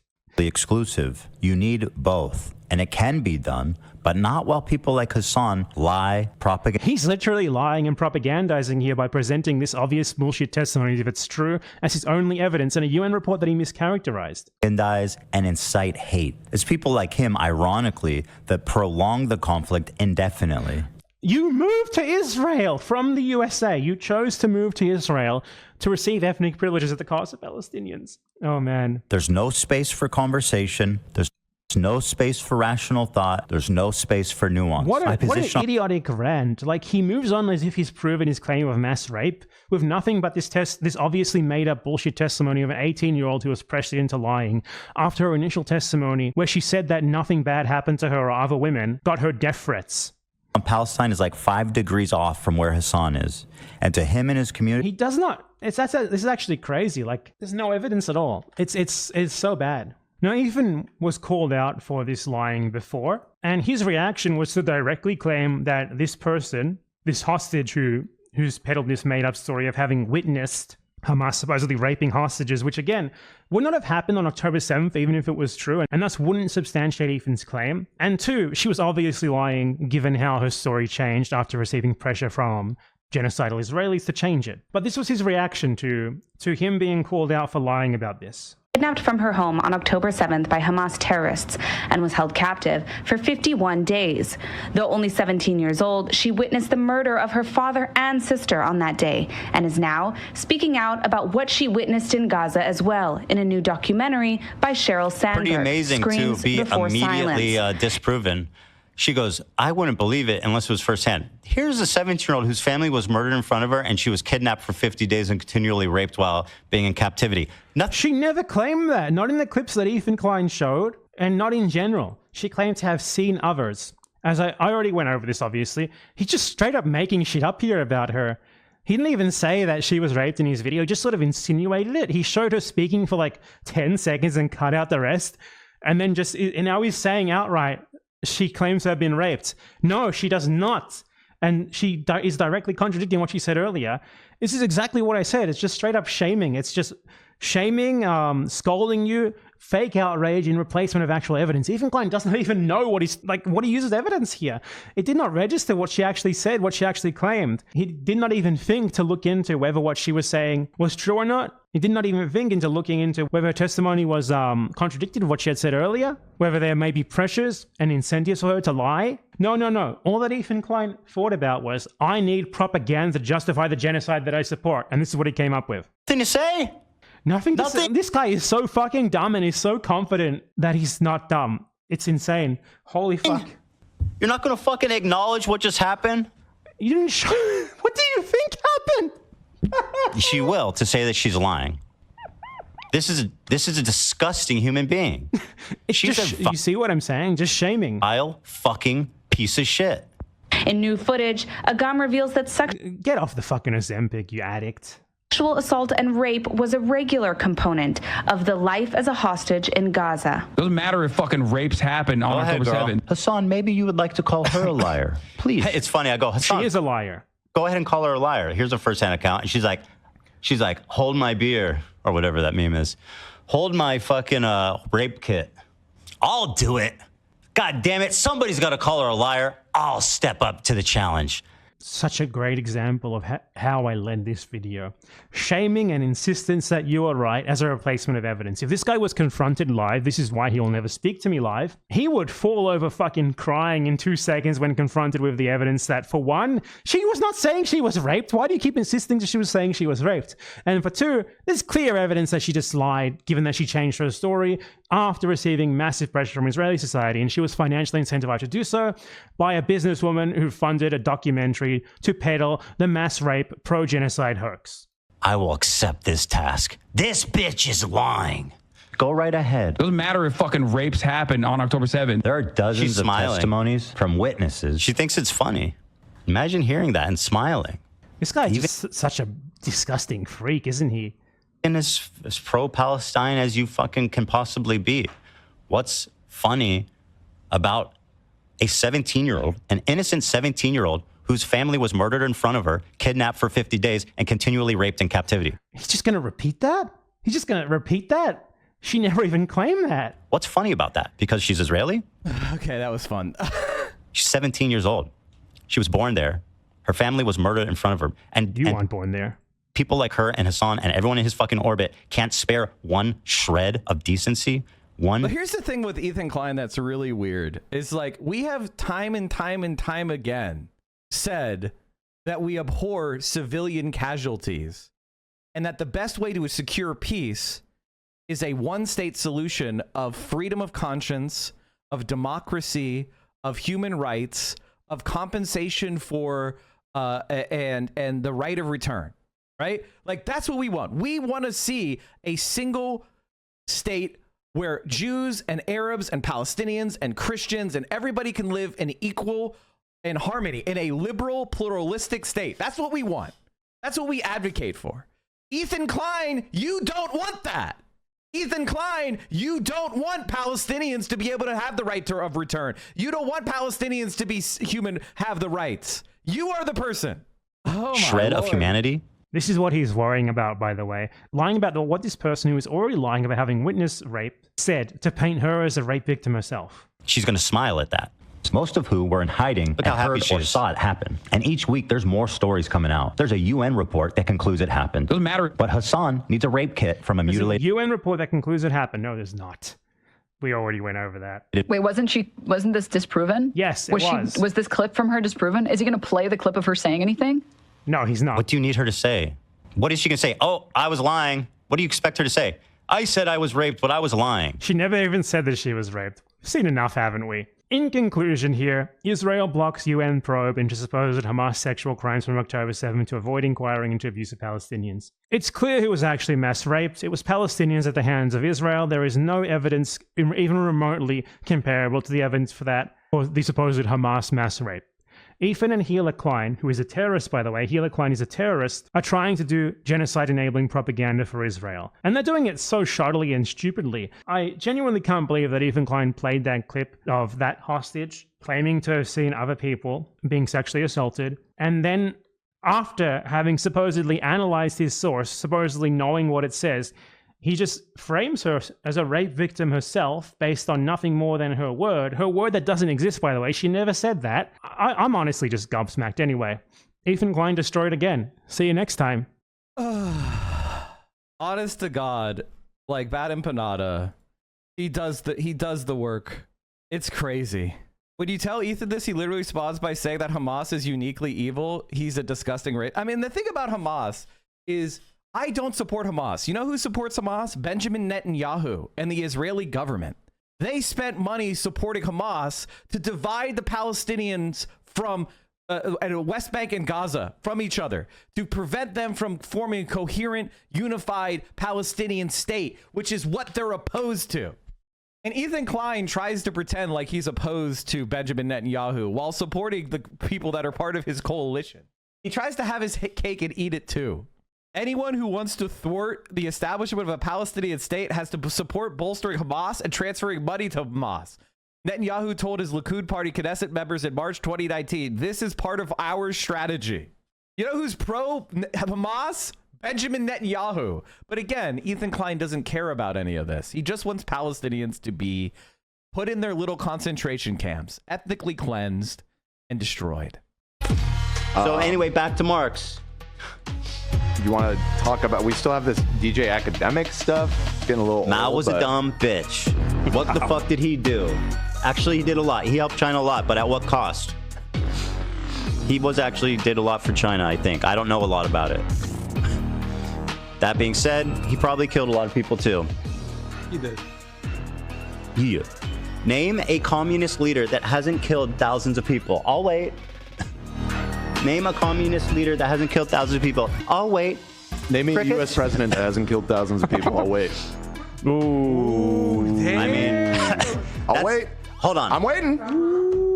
That is the saddest fucking whataboutism bullshit. Communism is like a uniquely fucking heinous, deadly. God. Like, you could, first of all, there's a lot of more presidents than communist leaders. I mean, I don't know enough about each president, but I'm sure there's a long list of presidents that haven't killed thousands of people. A long list. U.S. presidents? Yeah. No, there isn't. Okay. All right, let's see. Let's see, Dan. I mean, and like communists are like doing genocides on their own people, killing like millions of people. Like that comparison is so fucking lame, bro. I don't know why you got to run defense for these fucking despots. Let's see.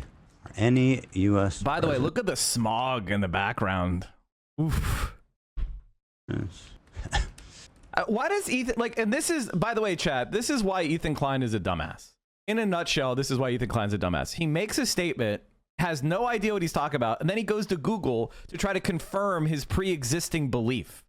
That's not how intelligent people think, Ethan. When they don't know shit, they don't say shit. And then Wikipedia it second. They don't chat GPT it afterwards. They don't rationalize. They don't have a conclusion and then look for evidence. Ethan's been real quiet since Dan dropped his response. What do you mean? I'm looking at it. I don't know everything about every president. I'm kidding. John Adams avoided war with France. Thomas Jefferson, he made the slave owner who raped his slaves. Yeah, he had other problems. Let's see. I mean, there's a lot of them. It's a long list. There's been a lot of presidents, starting from the beginning. Calvin Coolidge, good guy. I mean, William Henry Harrison died a few months in office, so he didn't have time. Okay, yeah, I know. You know what? I concede that one. Zachary Taylor did not lead any wars as president. Died in office. Millard Fillmore pursued diplomacy with Japan and. Millard Fillmore. I mean, William Henry Harrison. He's literally never heard who William Henry Harrison or Millard Fillmore are. Died a few months in office, so he didn't have time. Okay, yeah, I know. You know what? I concede that one. Zachary Taylor did not lead any wars as president. Died in office. Why did Zachary Taylor get elected? Why did he get elected? What was his big argument? Come on, Ethan Klein. The answer to that, in case you want to know, is he was a famous Mexican-American war general who helped America invade Mexico and steal almost a half of their territory. You dumb piece of shit! He was literally an imperial, like we literally did an aggressive war on Mexico to steal half their shit. You're using President Tyler as an example of a peacenik, you fucking dumbass, or Taylor, excuse me, you dumb fucking piece of shit. Millard Fillmore pursued diplomacy with Japan and largely avoided military conflict. Jimmy Carter is cited as a president who has never started a war. He supported the genocide. Suharto. Jimmy Carter championed human rights, but also funded and armed Indonesia's genocide in East Timor. Again, this is why, like, debating with, like, you can't have a conversation with Ethan Klein on politics. That's not how he does his nuke video research. Incredible stuff. Incredible stuff. Most peaceful modern president, focused on diplomacy, human rights, and avoided major military conflict. He also supported the Iranian Shah, who was a dictatorship with secret police, while the United States was doing all sorts of, like, evil Cold War shit all over the world. Thoughts? Some good points. Hey, yo, also, Dan, not all violence is bad. There's some violence that is justified when you're talking about state-on-state shit. Okay? You can't just be like, oh, well, presidents have killed people, therefore communist fucking genociders are dope. You know what I mean? Who said that? Well, you kind of implied it, because I was like, no, I didn't. I said communist fucking leaders are responsible for killing thousands of people, and you said name a president that hasn't done that. And I'm like, well, I mean... Well, right. Exactly, Ethan. So if killing thousands of people is justifiable, then you using it as a reason that communism is bad is not viable, right? You have to show why this communist regime did this atrocity, which therefore, why would that even matter, right? Like, America is a slave society built on genocide and aggressive imperialist war. We killed millions of indigenous people. We dropped nuclear bombs on civilian cities. We have supported genocides all over the world, like in East Timor, Jimmy Carter, one of the people you brought up. We have committed crime after crime. We're involved in 17 covert wars right now. And we're also supporting a genocide in Gaza. What are you talking about, man? I mean, it's not that simple. But I just named a lot. Those every single one of those. I mean, what was the other one? Millard Fillmore. Fuck. He's like, it's almost stereotypically boring. Basically, Millard Fillmore was considered a terrible president because he destroyed the Whig Party, because he wouldn't say anything about he wouldn't fight against slavery. So that's what led to the destruction of the Whig. He's basically the Whig Party's Joe Biden. I think it's the best way to explain it.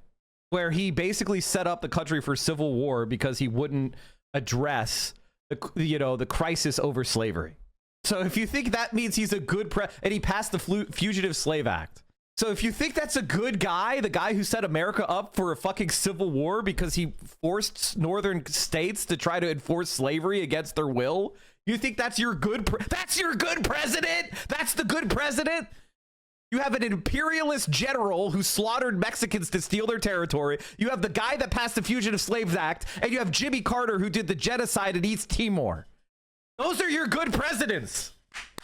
You fucking dumbass that you chat GPT'd. Shut your fucking mouth. Do you think Ethan Klein blames capitalism for the millions of people that starve to death every year? Do you think he goes capitalism is refuted because millions of people are starving to death every year under capitalism? Do you think he goes like, there is a famine, there's millions of people are starving right now, therefore capitalism is invalid? Or does he go, well, that's just how things go sometimes? Every single person who dies under a so-called communist regime is the fault of and was murdered by the leaders of the communism. But all the people who die under capitalism, that's just natural. That's the Ethan Klein brain. A objective person says people who die because of the social conditions within a society are the responsibility of that society. That includes people who starved to death in the Great Leap Forward under Mao. That's true. They are the responsibility of the Communist Party of China. That is why did that happen? There's a lot of complications. One of the reasons why the United States would not allow food aid to China, because they were trying to destroy the government. They were trying to cause an economic crisis to make it worse so that the Communist Party fell. Is America partially responsible for the genocide then? Or the deaths?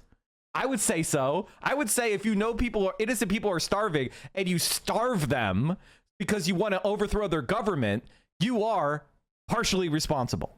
Here, and I even did it with Google AI. The U.S. and its allies imposed sanctions on China after the establishment of the communist rule in 1949. And like, that is the reality. So it's like, oh man, look at all these communist regimes fail. I'm going to do everything I can to try to destroy these communist regimes. In every thought experiment that reduces society to a village and one guy grows the food, they will all feed the village. If we were the farmer, capitalist types like H3 would sell it to get some out of... Okay, I don't know what you're talking about. I don't know why I read that. All right. Well, chat, shit. Let's keep going. Ethan Klein. What can you say about Ethan Klein? I wanted to show you guys a clip from Sam Cedar a couple days ago, and I forgot. I want to show you that. Fuck. It was about him yelling about the Democrats sucking. All right, let's look at some decent examples, at least, of messaging to some extent. They're starting to get it together. Some. And the Consumer No, they're not. Financial Protection Bureau is a sort of a perfect entity in which to make this clear. Like, USAID was chosen, I think, because Americans reflexively know nothing about their government and they don't care about foreign aid. And there are, valid complaints. What foreign aid do you think is actually being done? Like, the vast majority of American foreign aid is to Israeli, it's governments to make them allies of Israel. Let's be honest. It's Egypt, it's Israel itself, it's Jordan, or Pakistan. Like, what are you kidding? This, like, come on.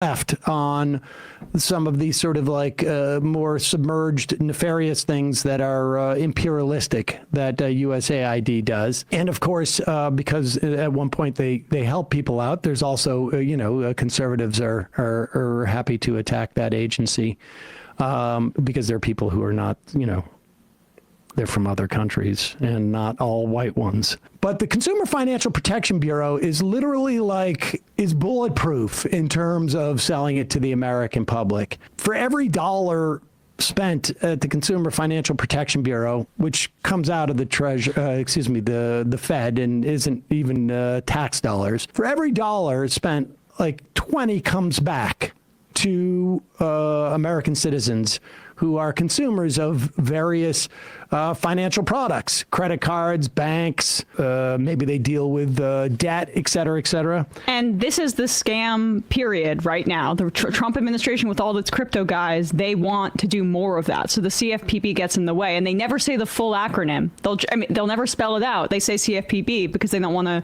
let people know that they're gutting the thing that protects consumers. To your point on the math, an $800 million cost, and it's returned $21 billion. It's more than 1 to 20 to the consumers. And it's but I mean that's over time. But yeah. Like Zuckerberg is also somebody who's has an eye on banking sort of things. Not to mention all of these sort of scams that are hosted on Facebook that I think the CFPB would also want to look at. The two things that the Trump administration signaled they were going to overturn, I think it was yesterday or the day before, was one, the idea of medical debt showing up on your credit report. Under the Biden administration, Consumer Financial Protection Bureau basically said you can't put medical debt on your credit report. So if you get hit by a bus and you owe all this money all of a sudden, it shouldn't reflect your credit risk going forward. The second one was overdraft fees for banks. And what banks were doing is they were structuring your overdrafts in such a way to collect more fees. How do they do that?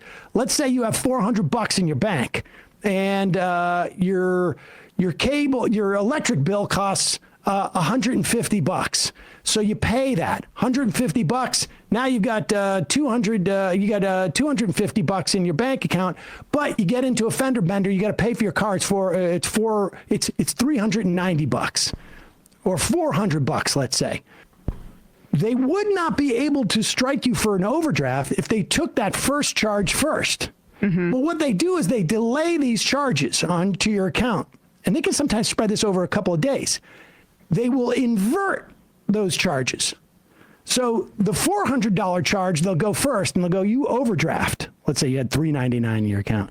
You overdraft, and then you did the cable bill or the electric bill, and then you overdraft again.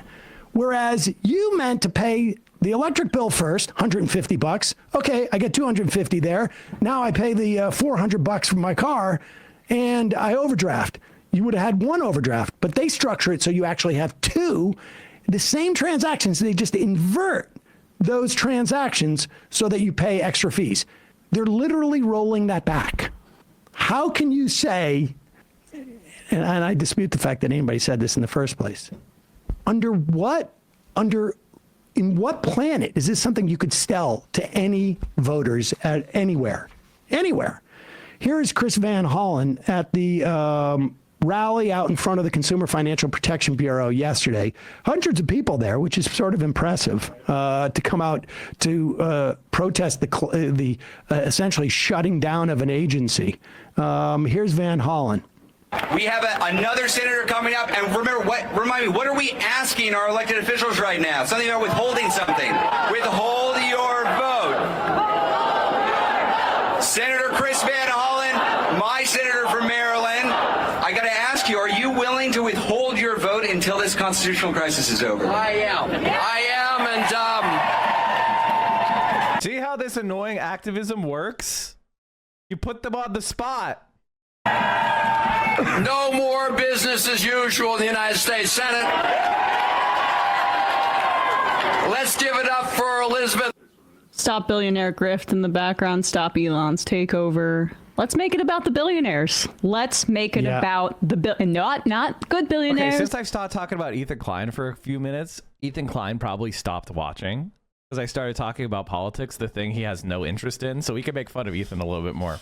We know for a fact that Ethan Klein watches like all of the hater comments because he'll watch my entire stream and then he'll find like one clip where they think they can get the better of me and then they'll show that on their stream. Meanwhile, I'm debugging everything he was saying. We're watching debugs of every single point that he makes that is of substance. And it's very fun. It's very fun to know that he's losing. And he's going to keep talking about me, chat. And here's the thing, Ethan. You have no motion. This is the thing that's crazy. Ethan's fans are like some of the most passive fans I've ever seen in my life. Like, the only time people like, I went through my DMs to see if I got any like hate messages. And I got one, and I looked up the guy, and he was a Destiny viewer.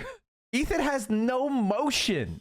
No motion. None whatsoever. My viewership did not go down at all. No one unfollowed me. Nobody was like, I'm a longtime Ethan Klein fan, and now he's anti-Mike. I'm gonna unfollow. Like, that's no one.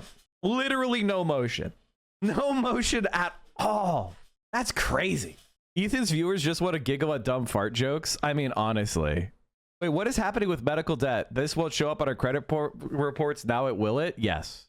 They want to put medical debt back on the credit report. I literally followed after the Hassan nuke. Good. It's very funny because like I'm different than a lot of other content creators that you usually would watch, right? Like I am a political content creator. I don't care about Twitch streamers or YouTube slop creators. They don't matter to me.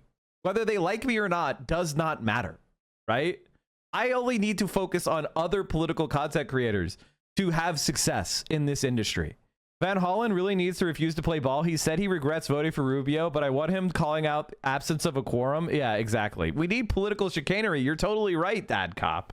And it's like, Ethan Klein is making fun of Fat Mike, but it just makes his fans remember Fat Ethan, right? Like they see Ethan Klein viciously going after a 40-year-old man for being chubby. By the way, I want to, now that Ethan Klein's fans are gone, I can just want to say, I've actually been improving my health quite a bit, chat. I've already lost, I think I've lost around like 22 pounds from when I lived in Vegas.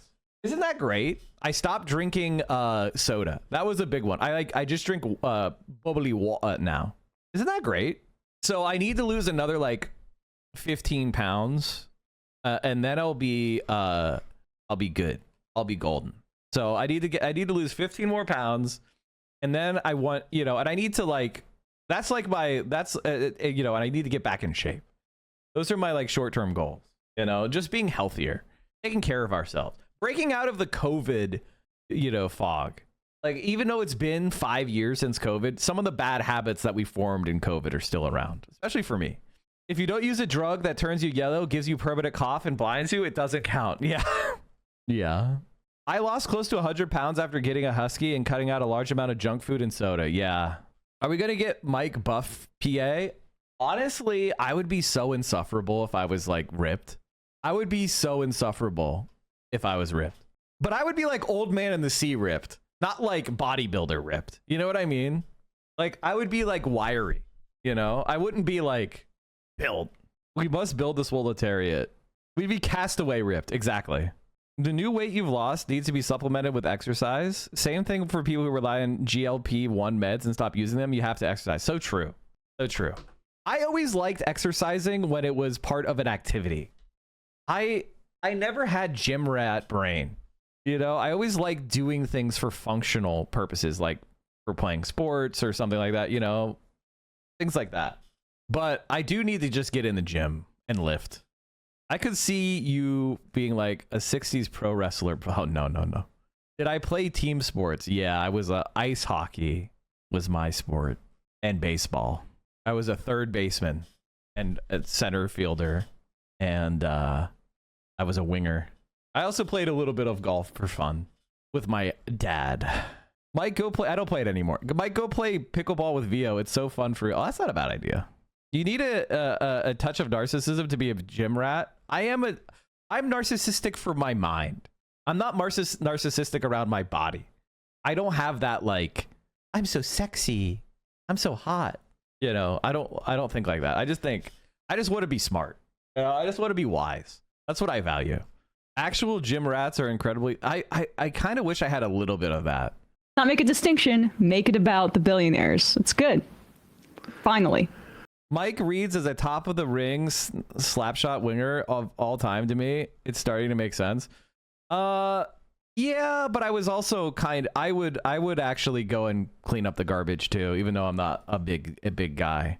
I had what they call high courage.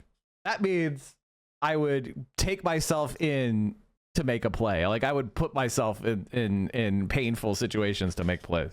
I was got a DM from a Twitter account called Unionize H3.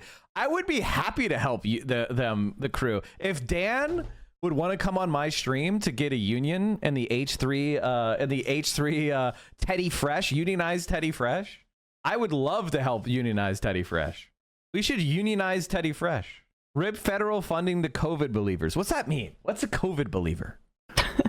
This guy wasn't my favorite choice, Ammo, in this Rhode Island. What do you think of pink hair on a 35-year-old man? I mean, you do you, man. I wouldn't do it, but it doesn't really vibe with me, but maybe you pull it off. I don't know.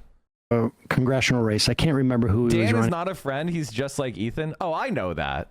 But you guys have to catch up. Like, I know that Dan is the ultimate Ethan sycophant, but a lot of people have this, like, they have this nostalgia for Dan kind of like siding with Hassan in some episodes of Leftovers, right? Like, you still have that nostalgia for that time, so you don't want to believe Dan is just Ethan's sycophant, but he is. Against, but Ammo was certainly not my favorite. It was Aaron Regenberg, I'm pretty sure, Yeah. who was like more of the progressive choice. But this was good rhetoric. But at the very least, you know, I'll take it where we can get it today. Here is Gabe Ammo of Rhode Island at that same rally. And let's hear it again for the great people of the CFPB. See, the thing is, Trump and Musk and their billionaire buddies know exactly what they're doing. They know exactly what they're doing. But there are millions of Americans who are just tuning in. So we have to let them know what we're standing up for. So I have a few questions for you. What's wrong with protecting consumers? Nothing. What's wrong with eliminating junk fees? Nothing. What is wrong with avoiding foreclosures? Nothing. What is wrong with making sure that banks don't take every single penny out of your account when you ain't got nothing in it? Not a damn thing is wrong with the work of the CFPB. In fact, it represents all that is right, protecting Americans. And so I say to Elon, take your hands off. Take your hands off the CFPB because the American people are watching. And we're not just watching. We are getting loud. We are on the streets. We are going to be everywhere, making it heard that we are not going to stand for an America run by billionaires. I wish they would take a note from Emma and call it the Consumer Financial Protection Bureau. He did say protecting consumers, but they should spell it out every time. Keep saying a CFPB. As if everyone is a lawyer from DC who knows. Well, but here's the thing, is that the right uses acronyms to obfuscate and to hide what things mean. DEI. Right? DEI. As opposed to, CRT, right, Matt? Yeah. And CRT. Yeah. But when you are happy to say the mission, like, Environmental Protection Agency explains exactly what it does. Yeah. The Consumer Financial Protection Bureau. That sounds pretty good, actually. But I thought the quibble you were going to make is my other fear now is that they're doing the same thing with the cleaving of Elon from the Republican Party. As I watched that, I was like, oh, this rhetoric's pretty good, but here I have my pessimism bubbling up. Because I think that they're led by poll testing, and Elon's poll numbers are dropping. Yes. And Trump's poll numbers are still kind of good because it's a honeymoon period, sure, but they can't just make one boogeyman because it polls in that way. And Trump benefits because when he finally axes him in 8 months. Yeah. And where's Hakeem Jeffries? Hakeem Jeffries should be on the front. Now, chat. Before Emma got to Majority Report, I once called in. I don't remember when. This is a question for all the people who have access to all the old. You'd have to go through years to find it. But I basically called in and said, you guys need to be prepared for Hakeem Jeffries. He's an anti-leftist. He's being groomed. I predicted him as the next leader years ahead of time on Majority Report. I can't remember when. I wish I had more memory of it. They aren't saying Hakeem Jeffries is some hero. They're totally misrepresenting them. They're saying he's not doing his job. I think the reason why I paused is because she was making a face like she was in pain or pained surprise. And it's like, this is exactly who the Democratic Party is. They are anti-leftists who love the right wing, and they work with the right wing to stop the left. That's who he is. That's why he's there. So there shouldn't be any surprise. There shouldn't be any pain. There shouldn't be any do your job. They're doing their job. They're doing their job. Why do you think I said I'm not voting for these fuckers anymore? They at least have to lie to me.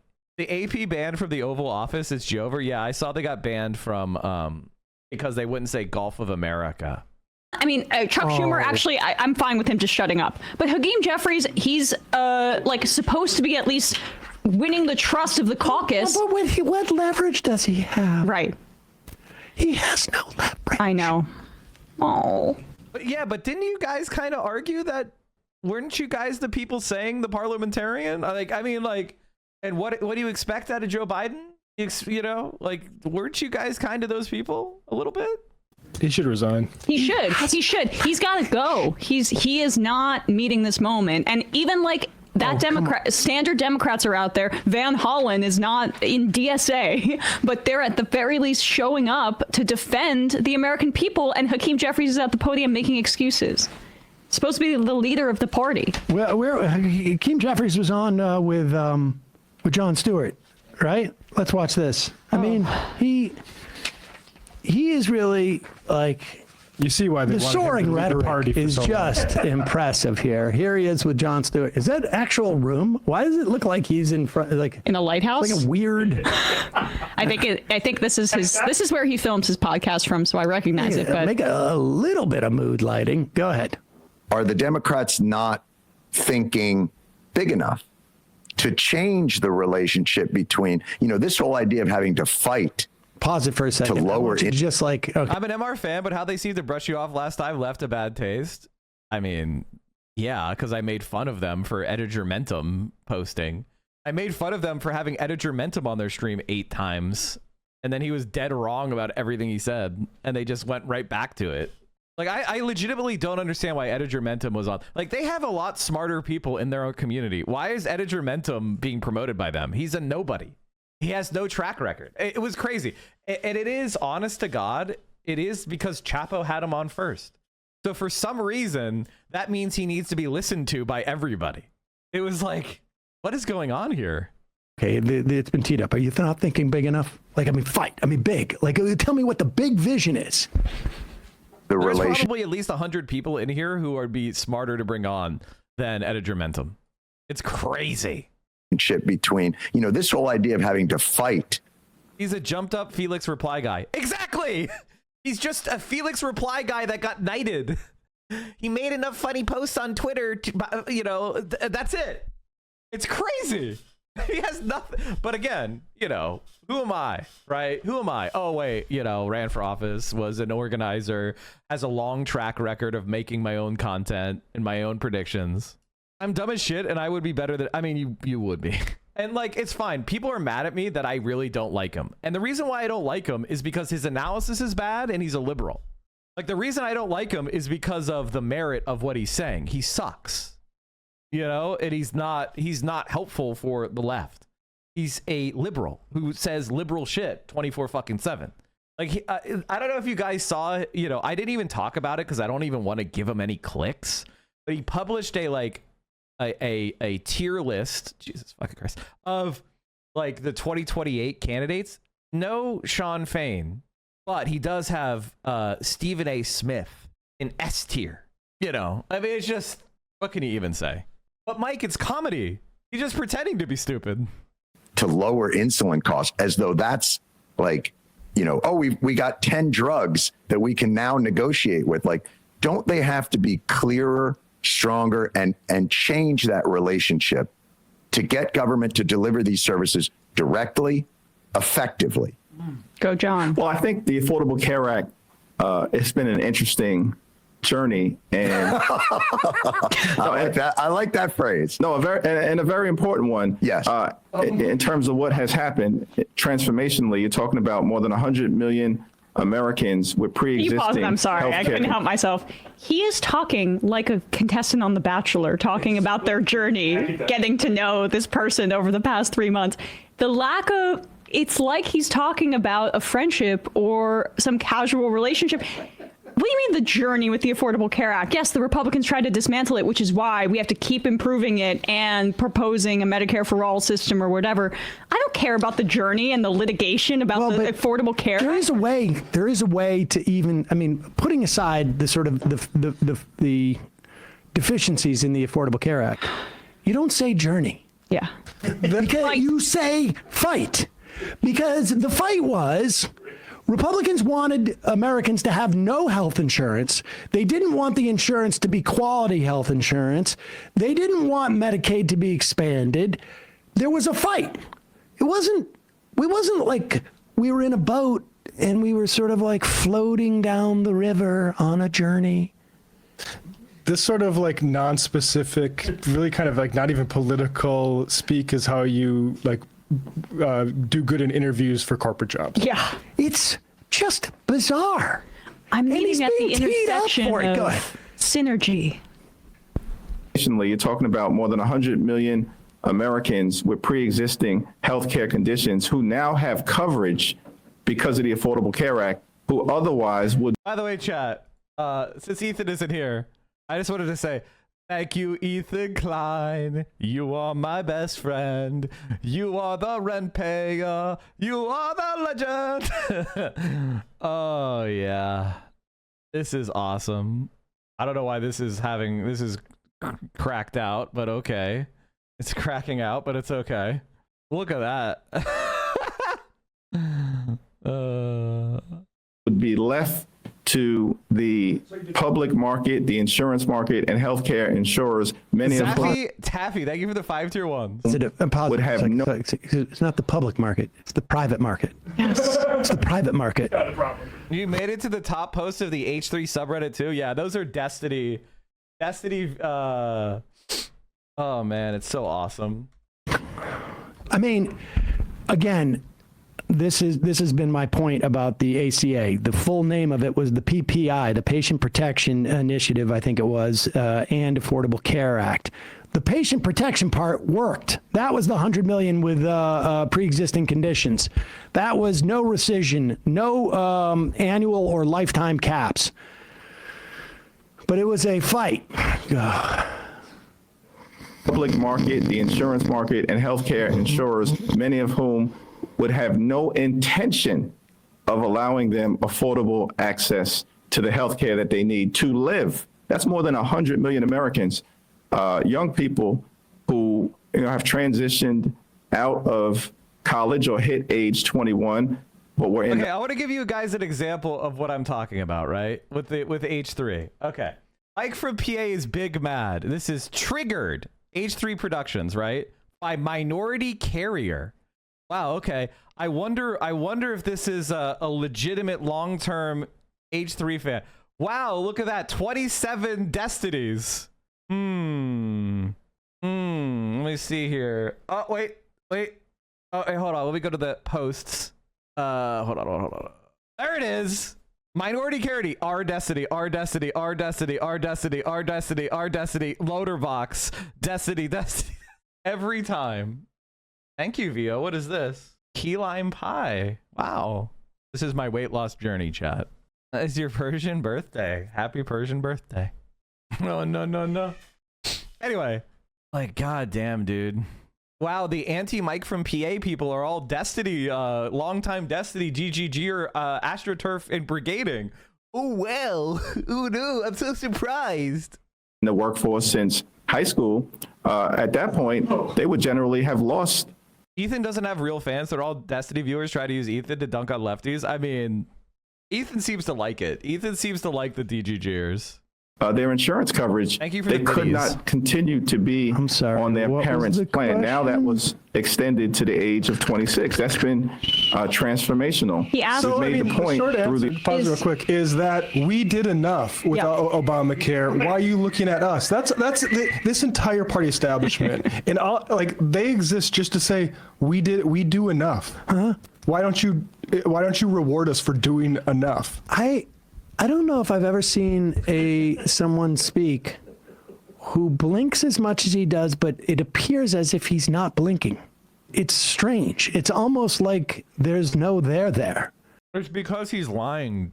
And he's doing a performance. Behind the eyes. I mean, I get what he's saying. It was a journey. Through that journey, we achieved some things. What was your question? What should we do? Let's just talk about what we've done. Are you aware of Social Security? Oh, yeah, it's past-facing. Again, which was the whole Biden campaign, which we were like, okay, this is a big problem, even when Harris took over. Stop looking towards the past and offer something for the future. And it's like, how it has, since... YouTube doesn't really have communities. It's a very passive platform. It's a very, very passive platform.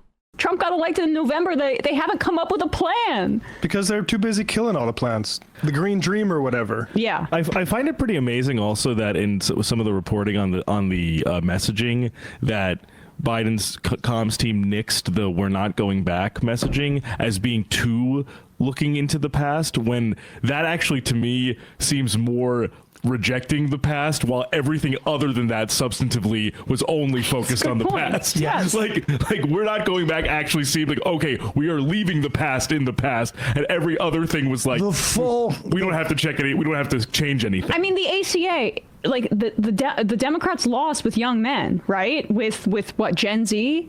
They don't remember the negotiations about the Affordable Care Act. All they can think about is like, oh my gosh, when I'm 26, I'm going to be off my parents' insurance if they even have insurance to keep me on. Like, what are you going to do for me now? Go ahead. If you remembered the negotiations, you'd hate them even more. To the age of 26, that's been transformational. We've made the point through the Affordable Care Act that being a woman is not a pre-existing condition. Thank God. It is not a reason to deny health care coverage. And before the Affordable Care Act, it had been. But I think the biggest success in some ways of the Affordable Care Act, which Republicans for 8 years obsessed about taking down, until finally, politically, the American people said enough, and we took the House back in 2018, and they've pretended not to want to touch the Affordable Care Act ever since, but if they got a chance, they would, is that when that battle was being waged, and I wasn't in Congress at the time, right, it was still unclear, John, in America, whether healthcare was a right or a privilege.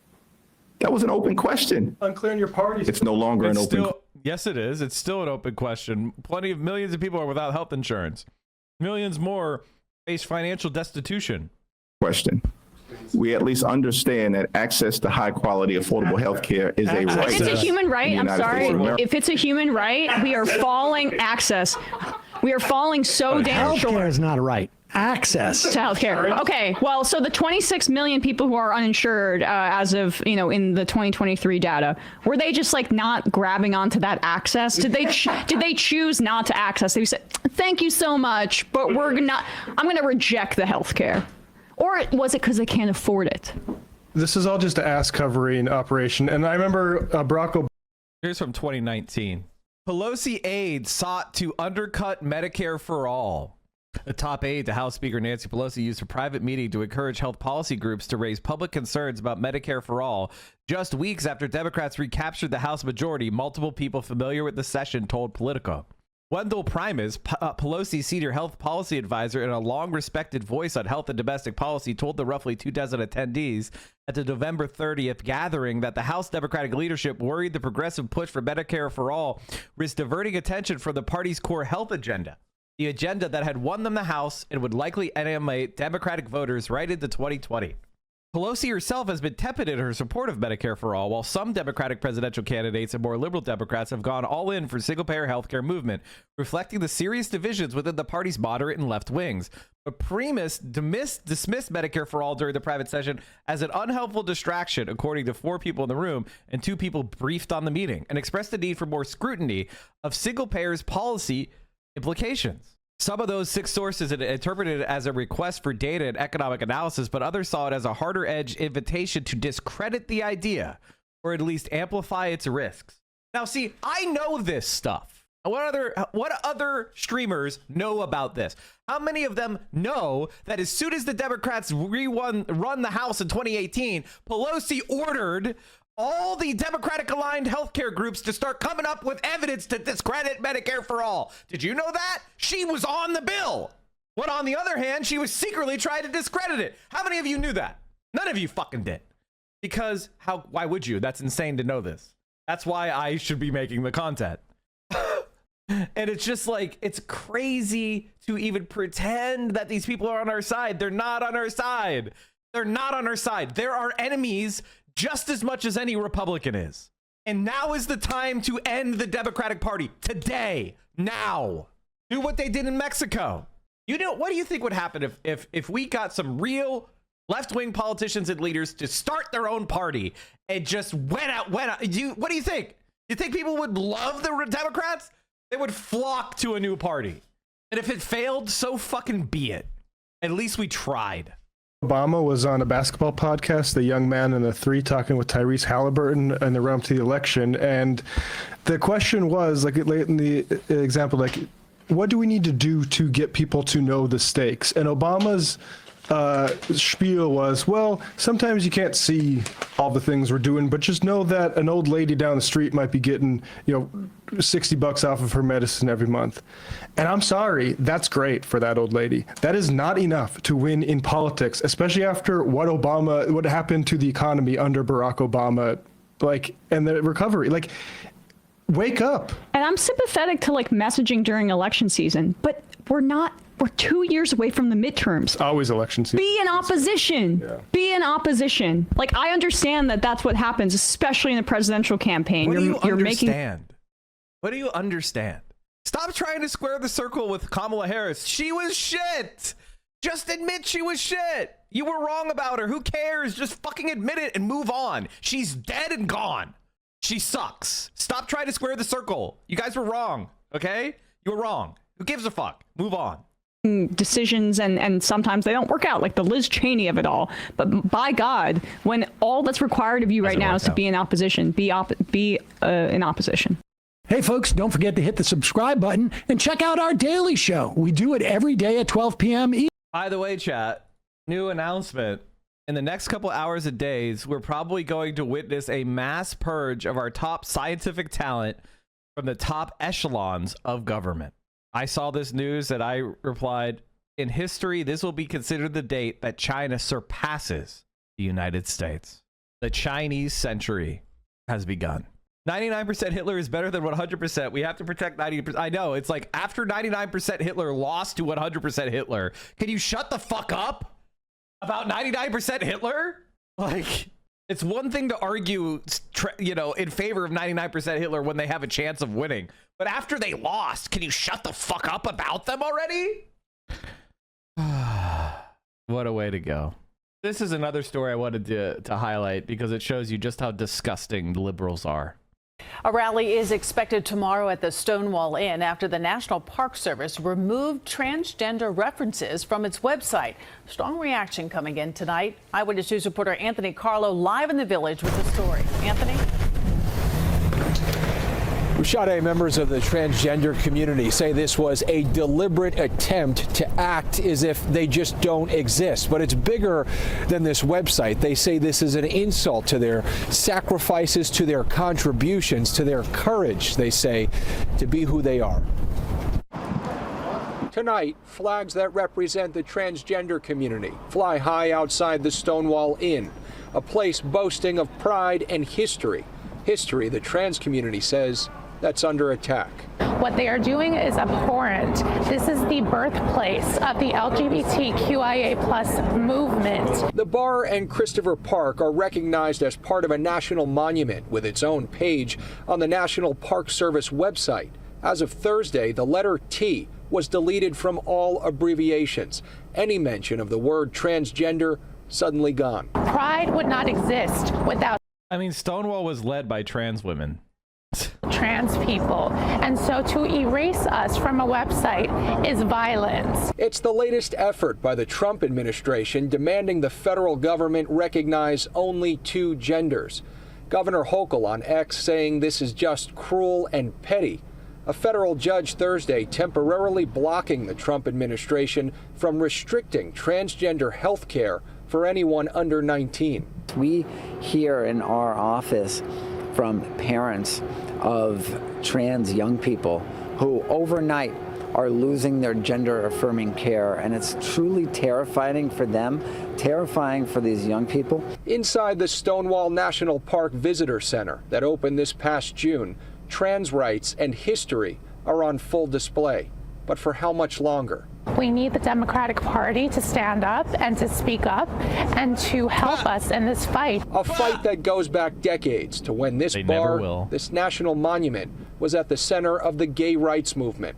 A fight the trans community was undeniably a part of. The gay and the lesbian New Yorkers are sticking with our transgender siblings. We're not going to abandon them. We're going to fight alongside them.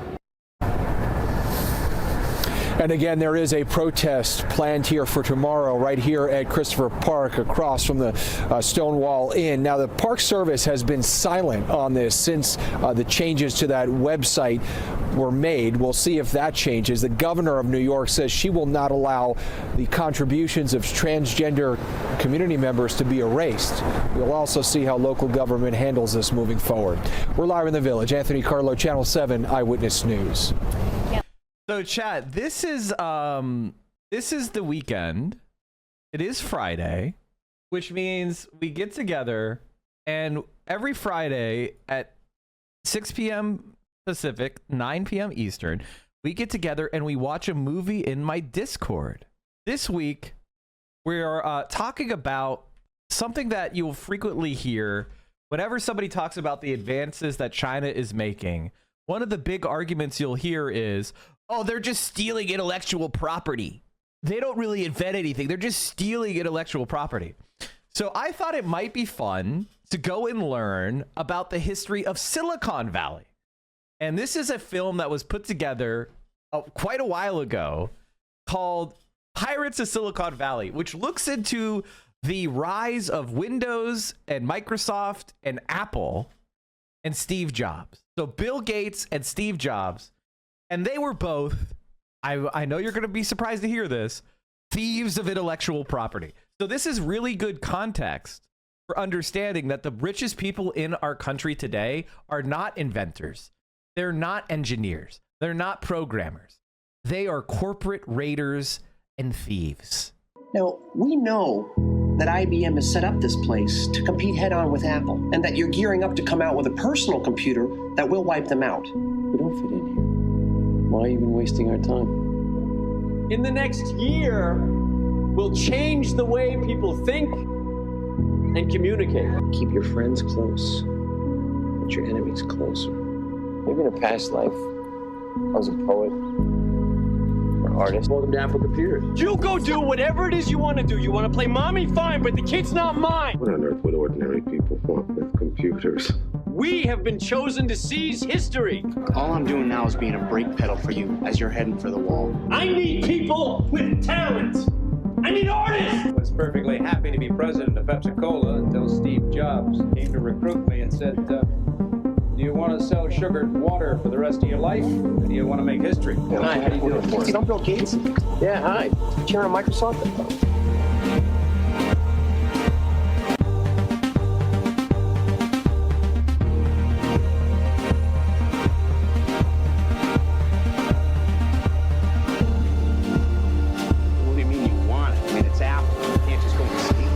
Xerox to consider something called a mouse. You guys are not being paid to be a bunch of clowns! I got there first. I got the loot, Steve! And you're yelling? That's not fair!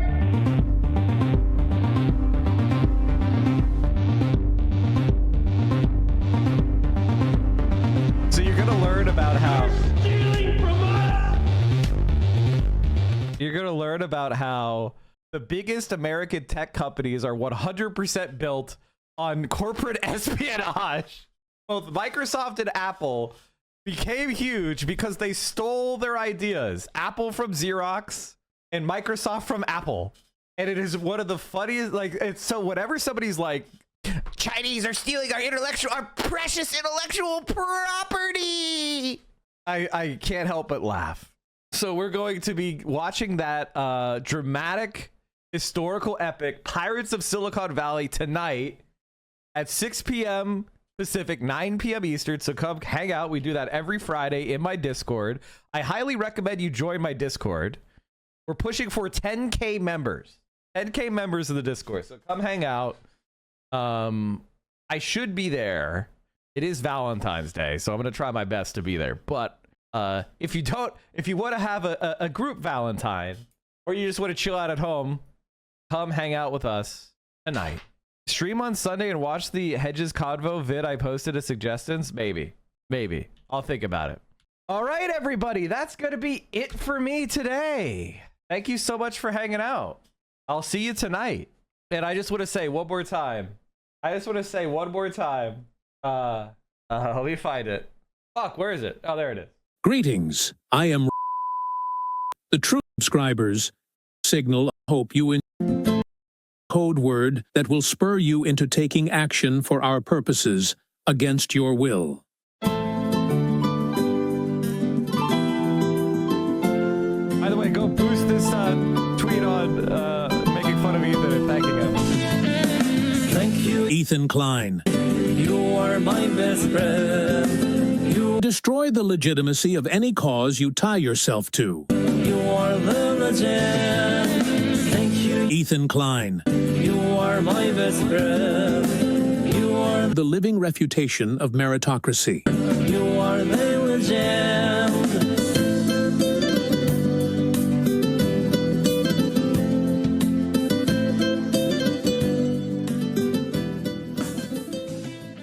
All right, peace. Free Palestine.